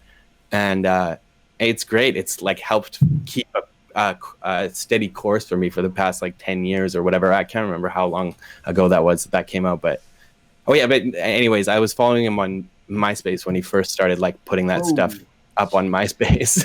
That's so crazy that one album like generated like a lifetime's worth of tasks for you. Yeah, I know. That's so, it always like fucks with my head, because I'm like, I feel kind of lame that in this way I'm sort of living in his shadow, but I think like there's something about the fact that he made that album and he just sort of like, he was like, okay, well, I did that, now I'm gonna go do something else. And I was like, I remember when I heard that, I was like, no, I want to make like a whole genre out of this. I want to convert a bunch of other people. I want to hear more of, I mean, it was all following the feeling of like, I want more of this album. And I think that was like kind of a nice like symbiotic relationship where he came up with this cool sound, and then I saw that and I was like, okay, let's try to convince a bunch of other people to do that too. And the easiest way to convince a bunch of other people to do it was like to do it myself and like kind of show the way, you know? Right. But yeah. That's I don't know. Like it still feels weird. Like boulder, though. That's like literally like that's the perfect Sisyphean boulder if you think about it. Yeah, exactly. Right. Yeah, it's like a huge task. Yeah. What was just to like make sure I'm thinking about this properly, Sisyphus was the guy who got banished to push the boulder up the hill, and then some other philosopher like hundreds of years later was like, no, we have to imagine Sisyphus as being happy, and we're all just Sisyphus pushing a boulder up a hill or whatever. I think that was that Nietzsche that said that he was happy? Nietzsche was pretty into Sisyphus. Or was it Camus, I think it was. Yeah, Camus, yeah. Yeah, well, that's my Sisyphean boulder is philosophy, because I that's all over my head. I try, but I can never follow any of that shit. Yeah, I love that shit. You got to get into Taoism, man. Taoist philosophy is the best. Like Zhuangzi, you know, like the butterfly. Like, okay, so this is amazing, like Taoist story that I just love so much, and I think it's really important for these times. So Taoist philosophy is much more about explaining things in terms of like an image or a metaphor, and less in terms of like, okay, well, if we're going to talk about the nature of consciousness and being, we have to first discuss what the word is means, and then there'll be like this like lengthy discussion of like nailing down all these specific terms. Like that's the Western approach to philosophy, and that's probably why you're struggling with some of the reading. Is like a lot of it is just this, especially the Germans, they're like really very specific and dense and terse and stuff. Whereas Taoist philosophy is like, it's a joy to read. It's easy. You can understand it right away. And it's all metaphor and image. And it's just like, you have a good belly laugh and you get less dumb, you know? So one of my favorite Taoist stories is about the farmer who lost his horse. And one day there's this farmer and he lost his horse. His horse ran away, and the neighbors all come over and they're like, oh man, you've lost your horse. This is the worst thing that's ever happened. How are you going to run your farm? And he's like, who knows what's good or bad? You know, and then the next week, the horse comes back, and it's got a flock of wild horses that have followed it back. And now he's got a flock of horses at his farm. And the neighbors come by, and they're like, oh, man, this is great. You've got a whole herd of horses now. You're stoked. And he's like, who knows what's good or bad? And then the week after that, his son is trying to break one of the stallions, and he gets thrown off the horse, and he breaks his leg, and now he can't work on the farm. And all the neighbors come by, and they're like, oh, this is terrible. How are you going to work at your farm? You're old. Your eldest son's got a broken leg. This is a tragedy. And he's like, who knows what's good or bad? And then the next week, war breaks out, and the army comes by, and they're recruiting for the army, and they're taking all of the able-bodied young men in the village, but his son has a broken leg, so he gets to stay home and not go to war and get slaughtered. And you can just kind of keep telling the story and making up situations that keep flipping whether it's a good or bad thing, and have the farmer keep shrugging forever. And it's really just like, it's great. It's so easy to understand. It's so fun. You can tell the story drunk and not fuck it up. And it's great. It's like the Aristocrats, but actually like has a moral. Yeah, it's right. awesome. Seems like the whole crux of the story is that we just can't access other pieces of time, and therefore our very limited information doesn't give us like a good enough standpoint to really judge anything. Bingo. Easy. Right.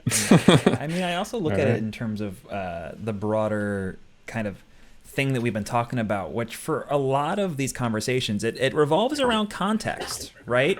Like when we're talking about, you know, whether something is good or bad, when we're talking about what is a Sisyphean boulder for us, when we're talking about like how we're dealing with the situation, how we're writing our music, how we're handling like different music festivals, either online or in real life, like what's important in these is the context that surrounds them, right? Like it's where these things are like existing, kind of like what Bill was saying. Like we only have access to this moment in time.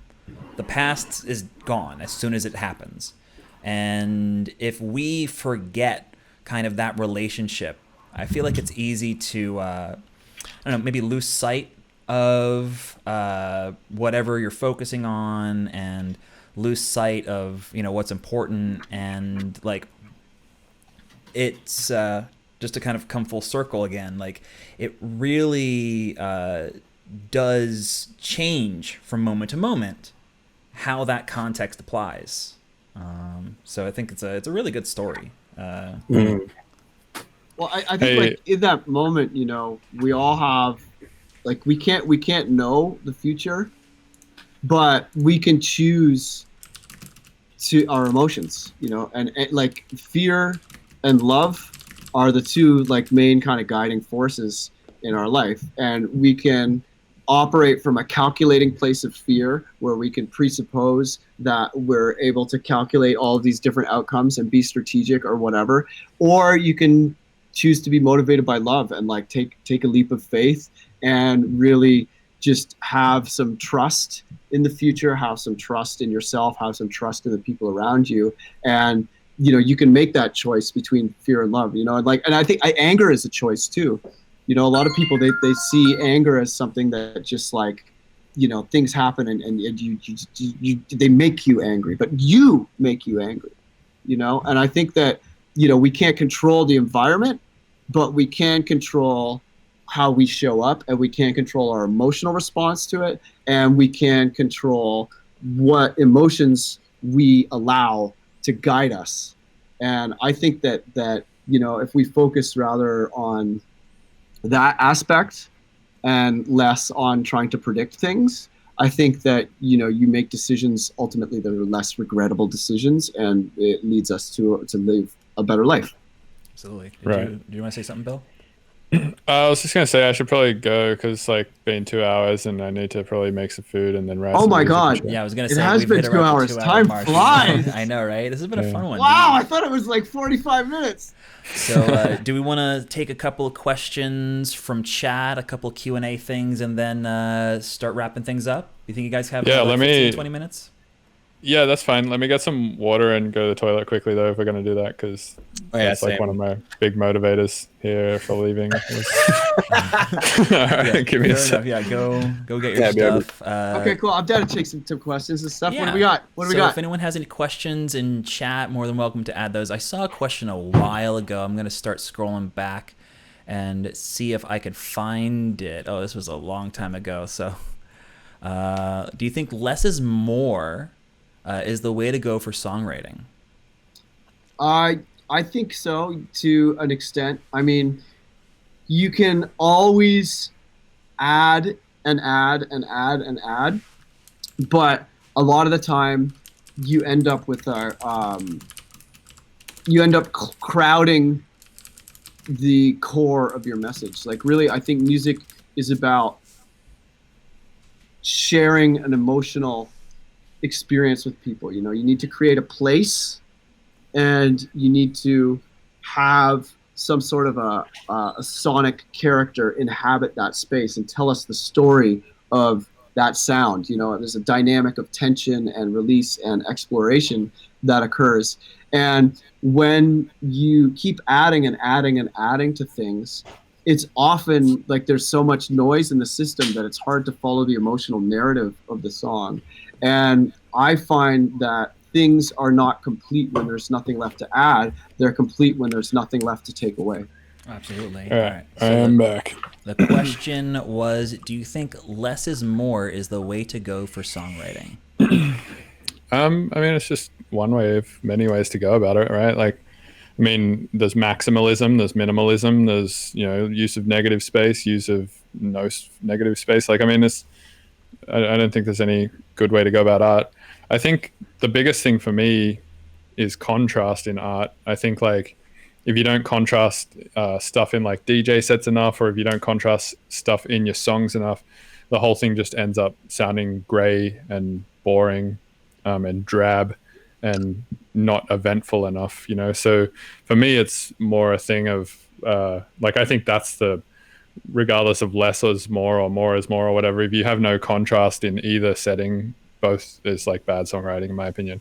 And I think like a lot of really calculated pieces of music, like where people write from too systematic of a standpoint, whether that be theoretically with music theory or theoretically with audio theory. Like for instance, an example of that is when I got out of university, whenever I would like set the settings on my compressor, every setting would, like every parameter would have to be a round number, right? Like the threshold, I wouldn't be comfortable leaving it at like negative 17.9, and I wouldn't be comfortable leaving the ratio at like 1.02 over fucking 8.8 or whatever. So I'd like set them all to round numbers and shit. And like that kind of stuff I found was like limiting, right? So I found that you want like something that's soft edged against something that's hard edged, and something that's like very colorful and bright against something that's very faint and dark, and something that's very loud and aggressive against something. Like, I think these are the more important things to think about in songwriting, rather than whether or not there's a lot going on or not a lot going on. Well, and I think there's a composition, a term that I guess have been forced to create that I call compositional density. And it's basically the number of sounds present in the song at any given point. And I always tell people when I'm working with them and helping them with their songwriting, a lot of the time, people who are maximalists and they want to put all of the ideas in at once, there's a point where there's so much noise in the system and there's so many ideas that complexity almost just grays out and becomes this wash of chaos. And I'm always just like, hey, be dynamic in your compositional density. Break it down to one sound for a bit, and then build it back up, and then break it back down again. And it's really like, the less is more approach, when taken too dogmatically, can often lead to a very static compositional density and a lack of dynamism. And I think that it is important to have dynamics in all of these different ways, including the number of sounds in your song. It should change. Right. And another thing, I guess, like just to sort of talk about your point of compositional compositional density a little bit, is that when you talk about like amount of elements in a song, like let's say the human brain can only differentiate like 3, right? Well, a lot of shit can kind of get rolled from the brain into one. So like, for instance, the best example of this might be snares. Like you might have a snare sample in your song that in Ableton is 8 channels, right? It's like a fundamental, a piece of noise, some tone, some weird crackle, a clap sample. Like it can be like a lot of shit, but your brain's just going to roll that all into one, right? And then going further down the line, your whole drum mix might be 50 channels. There might be a lot of stuff happening, right? But your brain is almost going to roll that into like one layer, like just drums. It's just going to hear that. If you've done your job well, it should hear drums as one thing. And then another thing, like bass, right? Like your brain is generally not going to separate sub and mid basses. It's going to, and however many layers you have there, it's going to like add that into one layer as well. So I think another thing to think about if you're going to think about like less is more or compositional density is how you can like use all of these things to like, be very cognizant of the fact that the brain does do that and like rolls shit into layers. Yeah, the gestalt, as they say in perceptual psychology, the gestalt. Like you look at a bunch of birds, you don't say, oh, there's 37 birds. You say there's a flock of birds because they move together. So this is something called subitizing, and humans have the ability to subitize only up until like 5 or 6 or something like that. Like if you look at a group of 7 plus or minus 3, that's why phone numbers are 7 digits. Right, exactly. And apparently the amount that we can subitize is about the same as crows. Crows are smart. Yeah, crows are super intelligent.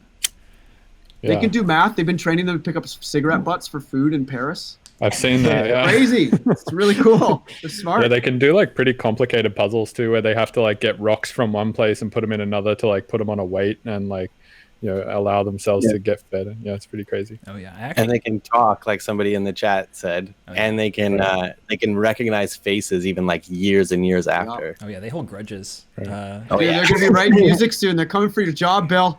Woulg, I actually want to get you in on this question real quick, if that's all right. The question was, do you think less is more is the way to go for songwriting? I'm really curious to hear your perspective on this. Yes. Yeah. Yes, definitely less is more. I mean, for me, that's always a question of where, like, where do you spend your energy? And I think it's really, really, really important to think about how you're spending your mental energy when you're making a thing. And I think like one of the places where I really feel like less is more is like in mixing and in like it doesn't I think especially with the kind of music that I make, there's this tendency to think that it's like some super complicated system of all sorts of things interlocking, and while it is kind of like that, I only have as much like attention capacity as anybody else, right? Or mental capacity as anybody else. So the way that I do these like super bunch of stuff going on at the same time is by subgrouping stuff and comping stuff down so that I have the same amount of elements to deal with as if I was writing something a lot more simple. So I think like less is more is always, it's not just like a thing to remember, but it's also a thing to like strive for. That like if you have a ton of stuff, it's fucking impossible to keep tabs on it, and it's gonna make a shitty track in the end. So it's important to like cut stuff down and simplify things. And if you have like, a bunch of channels that are doing a similar thing or something, that you can just comp them all down. Or I don't know. I think less is. I really do think less less is more in music, but also it makes me think, if less is more, how much more is more? Well, I mean, to the point where you get it to white noise, right? Is kind of like the most thing. So I have a question. Speaking of like less is more in mixdowns, did you go through that phase in your early days of producing where you would like cut too much frequency ranges out with EQs and shit like that? Yeah. I feel like everyone goes through that phase, right? It's like you think, oh, if I cut that much sub out of all of these elements, and that cleaned up the mix a little bit, then if I cut all the sub out of like everything, then that'll clean the mix up like a ton, right? Yeah, too And I much feel EQ like, is a rookie move. yeah, I fucking did that so much in my earlier music, and now when I listen to it, I'm like, wow, man, there's just like fucking big holes all through the mix down. It's like you've got to find those perfect cutoff points, and you've got to just tastefully cut out like just enough, just so it's like enough to be clean, but not so much that it's like putting a big trench in a certain I frequency think range. the thing to strive for is elegance. Right, taste, right? Like tastefulness. Well, because an elegant solution is the solution that achieves the desired result with the least amount of steps and the least amount of unnecessary action. And if you strive for elegance in your workflow and elegance in your processing, you'll have a better mix and you'll be a more effective songwriter. And I think that less is more adage that we often see repeated so much is really just nudging us towards elegance in our compositional workflow and elegance in our mixing. Mm-hmm. Yeah, I would agree with that for sure. I think we answered that pretty comprehensively. Hell yeah. All right, now this question was from M. How do you view your musical trajectory since you started releasing music? I mean, the trajectory is like the kind of normal trajectory for DJs, right? It's like you start writing music, you suck at it, you get slightly better at it, you start putting it on MySpace or the internet, and then some people listen to it, you get advice from all of your friends about it, you send a lot of shit to labels and whatnot, and they all turn you down. And then you you just keep progressing in that way until eventually like you get your first shows, and then after you get your first shows, you get a little taste of what that's like, keep putting more energy into all the stuff, maybe go get a formal education in music production of some sort, and then, or music theory, whatever you're trying to do, or, just get like educated, and then, just keep practicing it for 12 hours or 6 hours or however many hours a day you can afford to give to it. And then eventually, hopefully, you're doing something that you want to be doing, whether it be like writing music for films or DJing or ghost producing for other people or creating sample packs for Splice, or like just doing what it is that you want to be doing in the music industry. I'm sure like over the years that you've invested in all the advice that you've gotten and the education that you've accrued, you've like slowly honed in this really specified skill.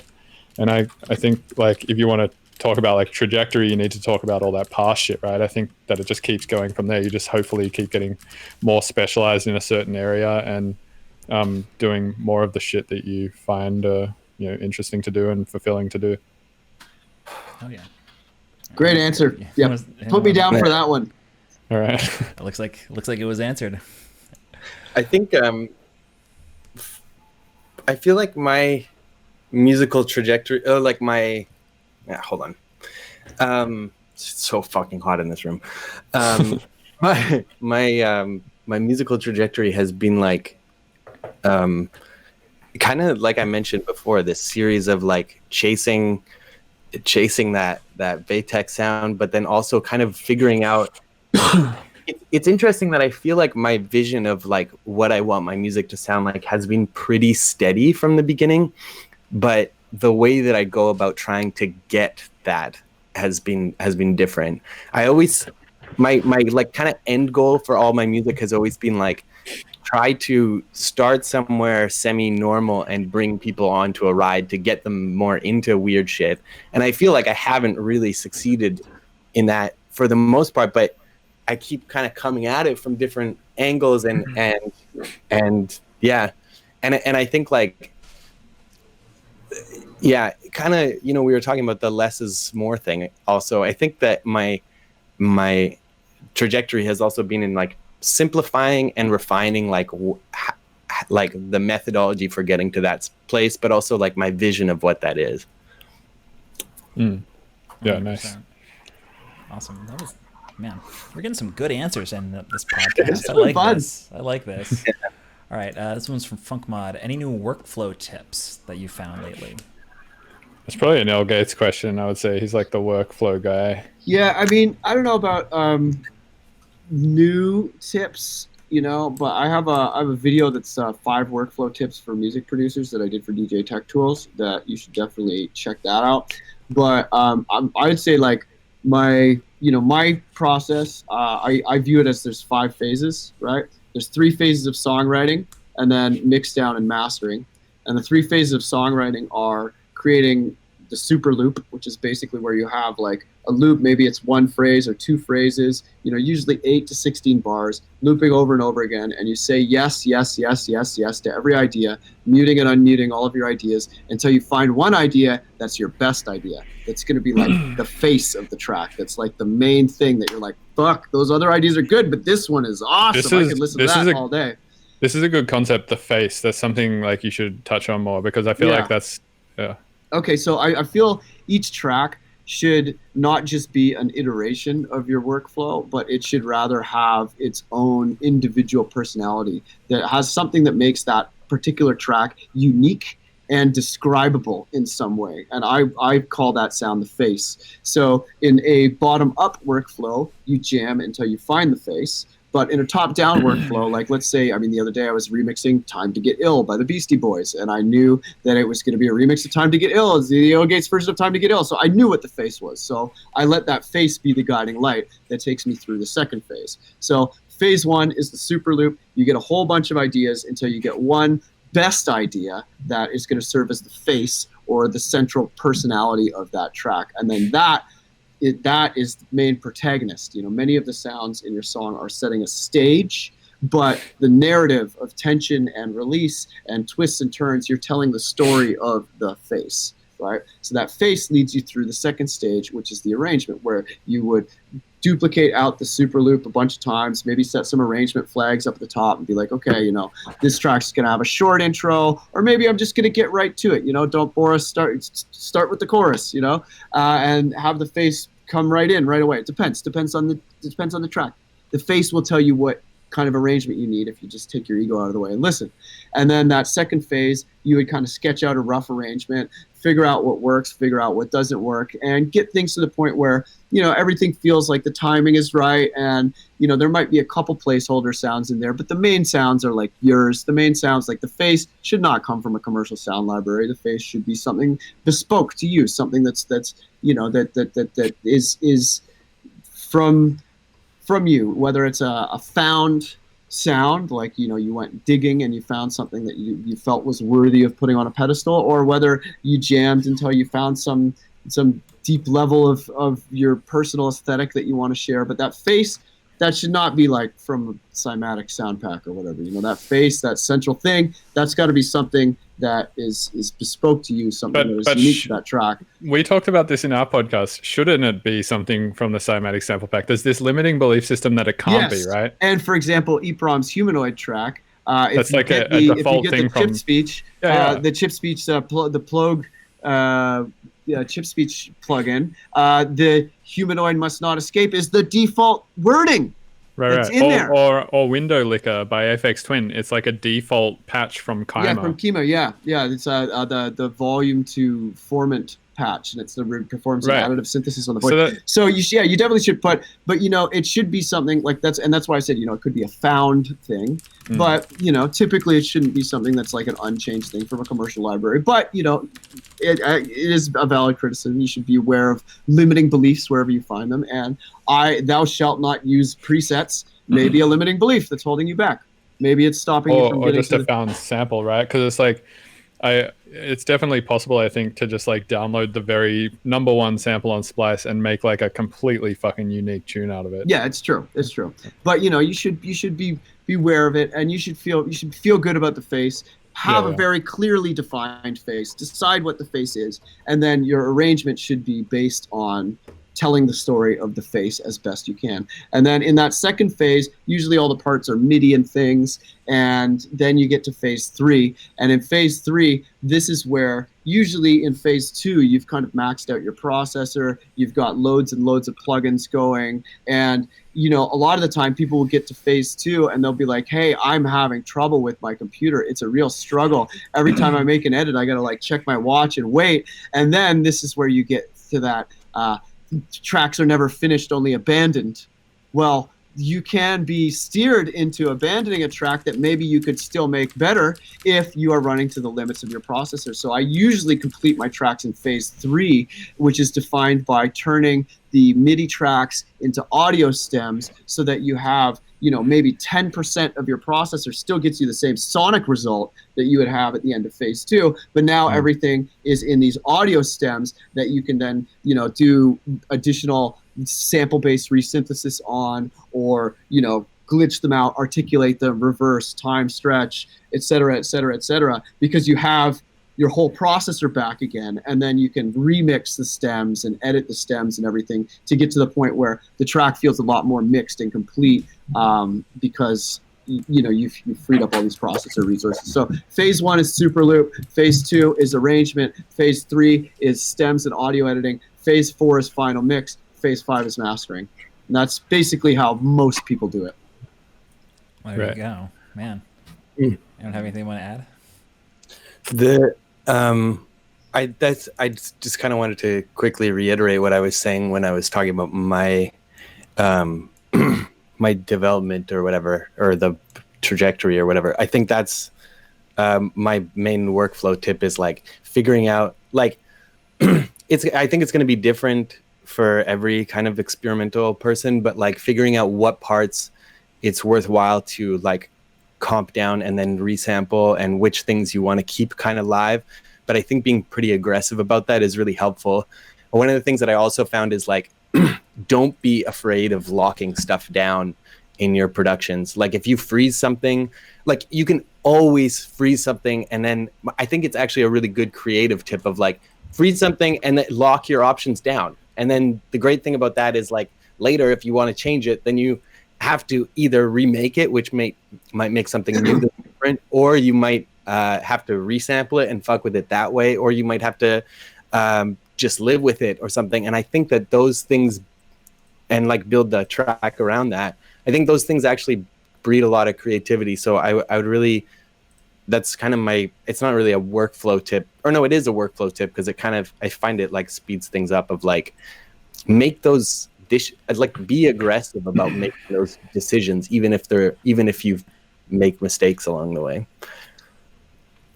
I also think the name destructive editing does a big disservice to people, because a lot of people, they fear rendering things down to audio because of its destructive name, yeah. But I think it's a bit of a misnomer, because you can always go back to an earlier version of your project if your versioning saves. And even in Ableton, if you go into the Ableton browser, you can expand the little triangle on a project file, and you can drag in individual channels from an older project and get your frozen tracks back or whatever. So I think when you're thinking of destructive editing, don't think of it as destructive. Think of it as creative.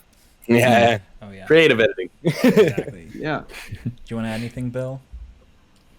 No, I mean, I think I pretty much covered everything I would have thought on workflow stuff. Cool. Awesome. So I guess last couple questions here. How do you find time balancing between experimentation and like composition, like coming up with ideas versus finishing ideas? Oh man, I mean, I'm probably a bad person to ask about that, because I have like 500 unfinished tracks on various hard drives. But I think like I actually was thinking about this last night and this morning. I think I have to put myself in like whip prison, because like I start too many new things, right? Like every time I stream, I'm like, what should I do today? I'm like, oh, I guess I'll start a new tune on stream. And then I invest like 6 or 7 hours on stream into a thing, be like, oh, this is pretty cool, I'm really feeling it. And then save it into a folder and then just never come back to it. Yeah. And then a lot of people like ask me over the years, whatever happened to that tune? And I like completely forget about it, or they'll link me to like a stream on my website, be like, what about this? Like, did you ever do anything with that? And I'm like, actually, I fucking don't even remember making that. And like, so I think what I need to do is And I was talking to Matt Zoe about this on a podcast a few days ago, about like having kind of like seasons. And I feel like I have these seasons where I start a lot of shit, and then I have this like season of like finishing a lot of shit, and then I have seasons where like, you know, I don't feel like writing music at all. And then he was agreeing with me saying like, yeah, and you know, sometimes it's a really long winter and then a very short summer and stuff like that. And you just have to sort of be comfortable with the fact that your creative self kind of goes through these movements. But yeah, I think I'm sort of coming into like this season now of like really wanting to finish some stuff and feeling driven to like, actually, I see an album worth of material there that I just need to finish now. So I think what I'm going to do is put myself in what I'm going to call whip prison, meaning I can't start any more whips, and then just limit myself to just working on these like 15 tracks or whatever for the next, you know, 4 months or whatever until the shit is finished. So in terms of like, how do I divide my time? Well, I don't think I really divide it that well, but I think I'm like trying to with this new technique of whip prison. Well, let us know how it goes, because I need that. Right. It sounds like some BDSM shit. Yeah, totally. Hell yeah. It's like some basement at some Burning Man camp. Is there a choke group? Yeah, totally. Oh yeah, you can have choke groups in drum racks, right? Yeah, you can have choke Yeah. groups. At least Yeah. it's leader and follower in Ableton now. They're not like master and Oh, slave yeah. anymore. That was a bit I saw like that. kind of questionable. Yeah, I did see that. Apparently, I asked. I didn't ask anyone. I read it on a forum, and like there was a few people who were like, "Yeah, I'm a minority," and that shit was making me uncomfortable. So it's good that they changed it. Yeah, I think it's good. I think it's good they change it. You know, and I think like if we could do away with the term political correctness and just use the term treating people with respect, Yeah, right. Yeah. I think people would be like, oh, it's treating people with respect gone mad. You know, I think statements like that would you'd understand how stupid they are. Yeah. If we just replaced it with treating people with respect.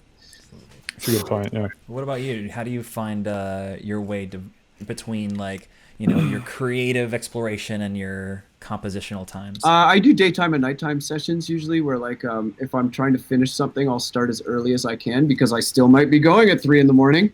And my goal is like finish something in that day. And then whenever I have like, you know, 2 hours or less, I'll do some more just like exploring or coming up with ideas, making a bunch of parts, saving the clips to the library, doing a bunch of sound design, saving them to the library.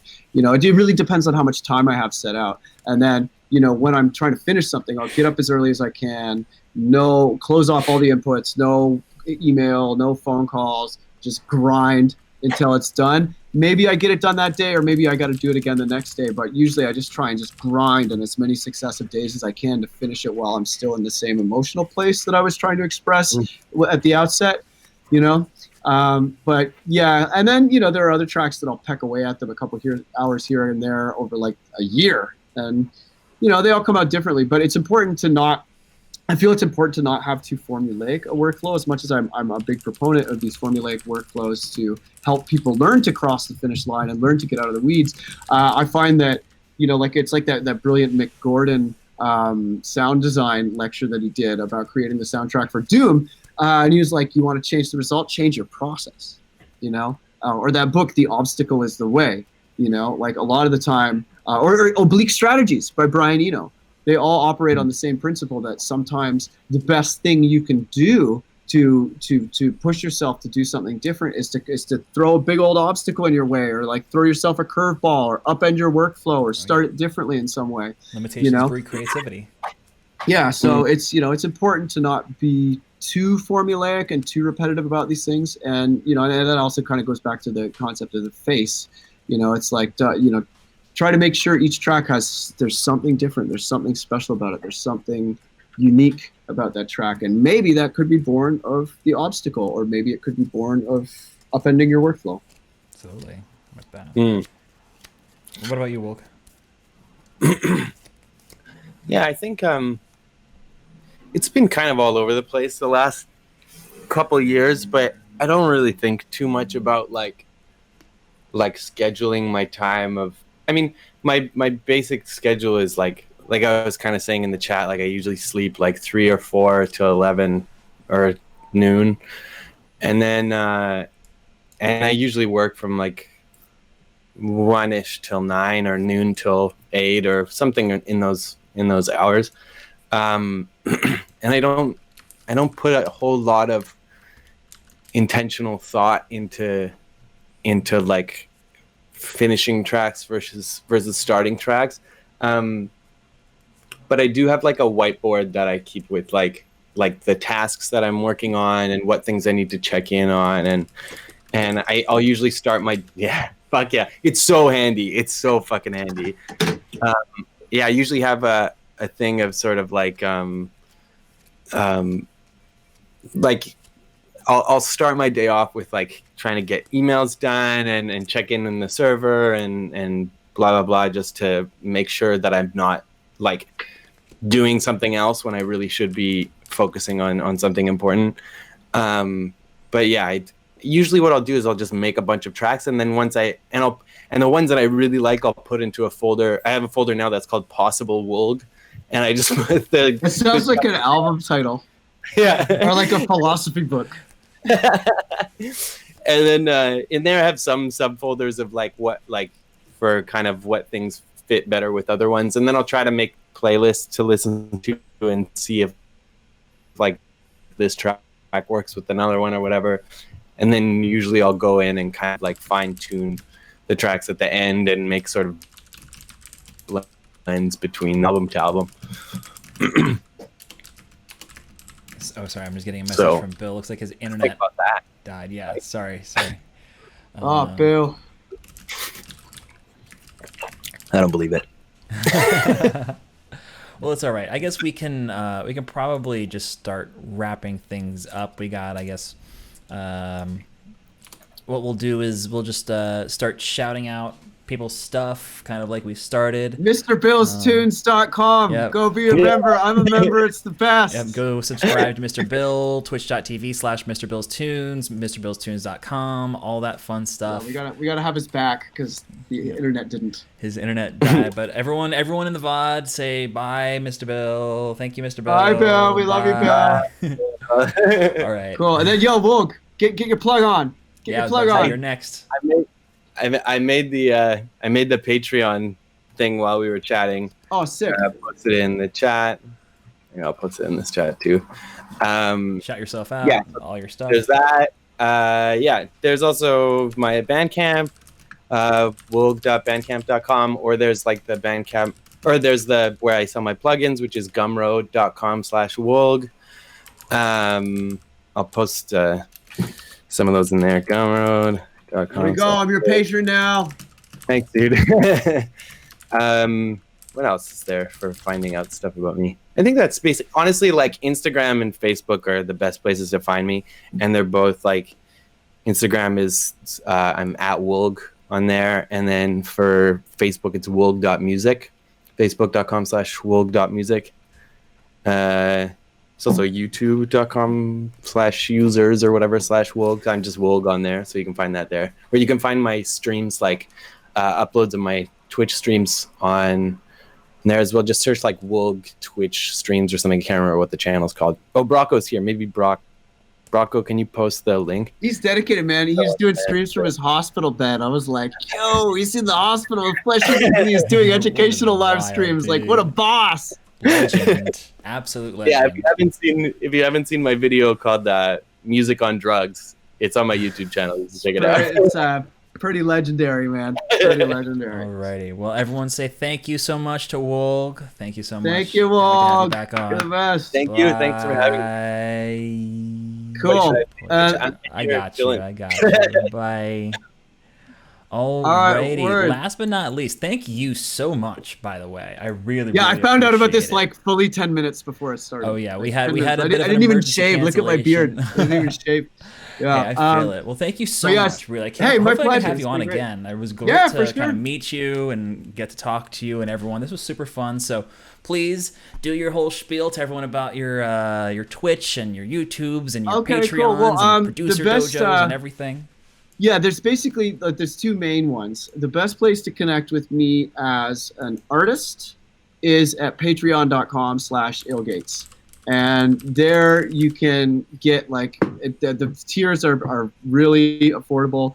and you can get my whole discography at wave quality right away. And then if you go to the concert goer tier, which is only $5, you can get access to audio video concerts that I'm putting on, as well as my complete discography, and you can message me and all that stuff. So Patreon's definitely the best place to support me and to get my music. And you can get all my music like for $3 for all of my music ever, or $5 for that and concerts, and then you can just cancel a month later. So that's a pretty good deal, right?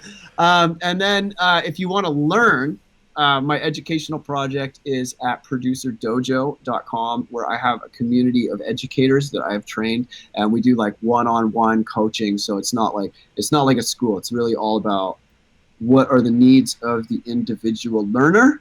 And then they're taking, like my mentors that I've trained are taking people through this massive, like terabytes of lessons and stuff that I've done. I do a live class called the Weekly Download that I do every week. I did it yesterday, was episode 181. And there's classes on everything. Like I'm in the middle of a 4-part series on resampling. There's classes on philosophy, running a music business, workflow, sound design. I go through every different sound. Like there's a whole like an hour plus on kicks. There's an hour plus on snares. There's an hour plus on hi-hats. And then they all come with projects and presets and stuff. And you get all that for $5 a week. So that's pretty crazy. Sounds and then like a pretty fucking good deal. Yeah, I think it's probably the best deal on the internet, considering how much stuff there actually is. And then you can come to live class. And then if you want the one-on-one coaching, go to producerdojo.com and you can get one-on-one coaching, as well as the weekly download and a bunch of other stuff for $59 a month. And then you get an hour-long personal coaching session, as well as my archive of stuff. So it's pretty good value, across the board. But yeah, for me, Illgates the artist, it's patreon.com/Illgates or at Illgates Music on most socials. And then for the Producer Dojo, that's producerdojo.com or theweeklydownload.com. Awesome. Thank you so much. Everyone is spamming your links in chat. Everyone say, hell yeah, thank you. Thank you so much, Dylan. Thank you. Bye. Thank you. Bye. Thanks for having me on. Bring me back. No problem. We'll do. All right, lots. Alrighty, bye. Anyways, I didn't mean to cut off so quickly. I apologize if you watch this. Thank you so much. I didn't realize I had my finger on the trigger a bit too early. Thank you so much, Illgates. I really appreciate it. Thank you to Mr. Bill. Thank you to Woulg. Thank you to everyone who hung out with me and hung out with us today. This was really fun. Let's do it again sometime soon. I really appreciate it. Apologies for the late start again. If you're watching this on YouTube, please be sure to like, comment, and subscribe. Hit the little bell. Do all that fun YouTube stuff. Please follow me on Twitch. Please follow me on Twitter. If you're watching this on Twitch, please follow me on Twitter. All my socials are Musar Music, MUSSARMUSIC. Please drop those follows. I think that should be everything. So this is going to be where I cut the video on YouTube.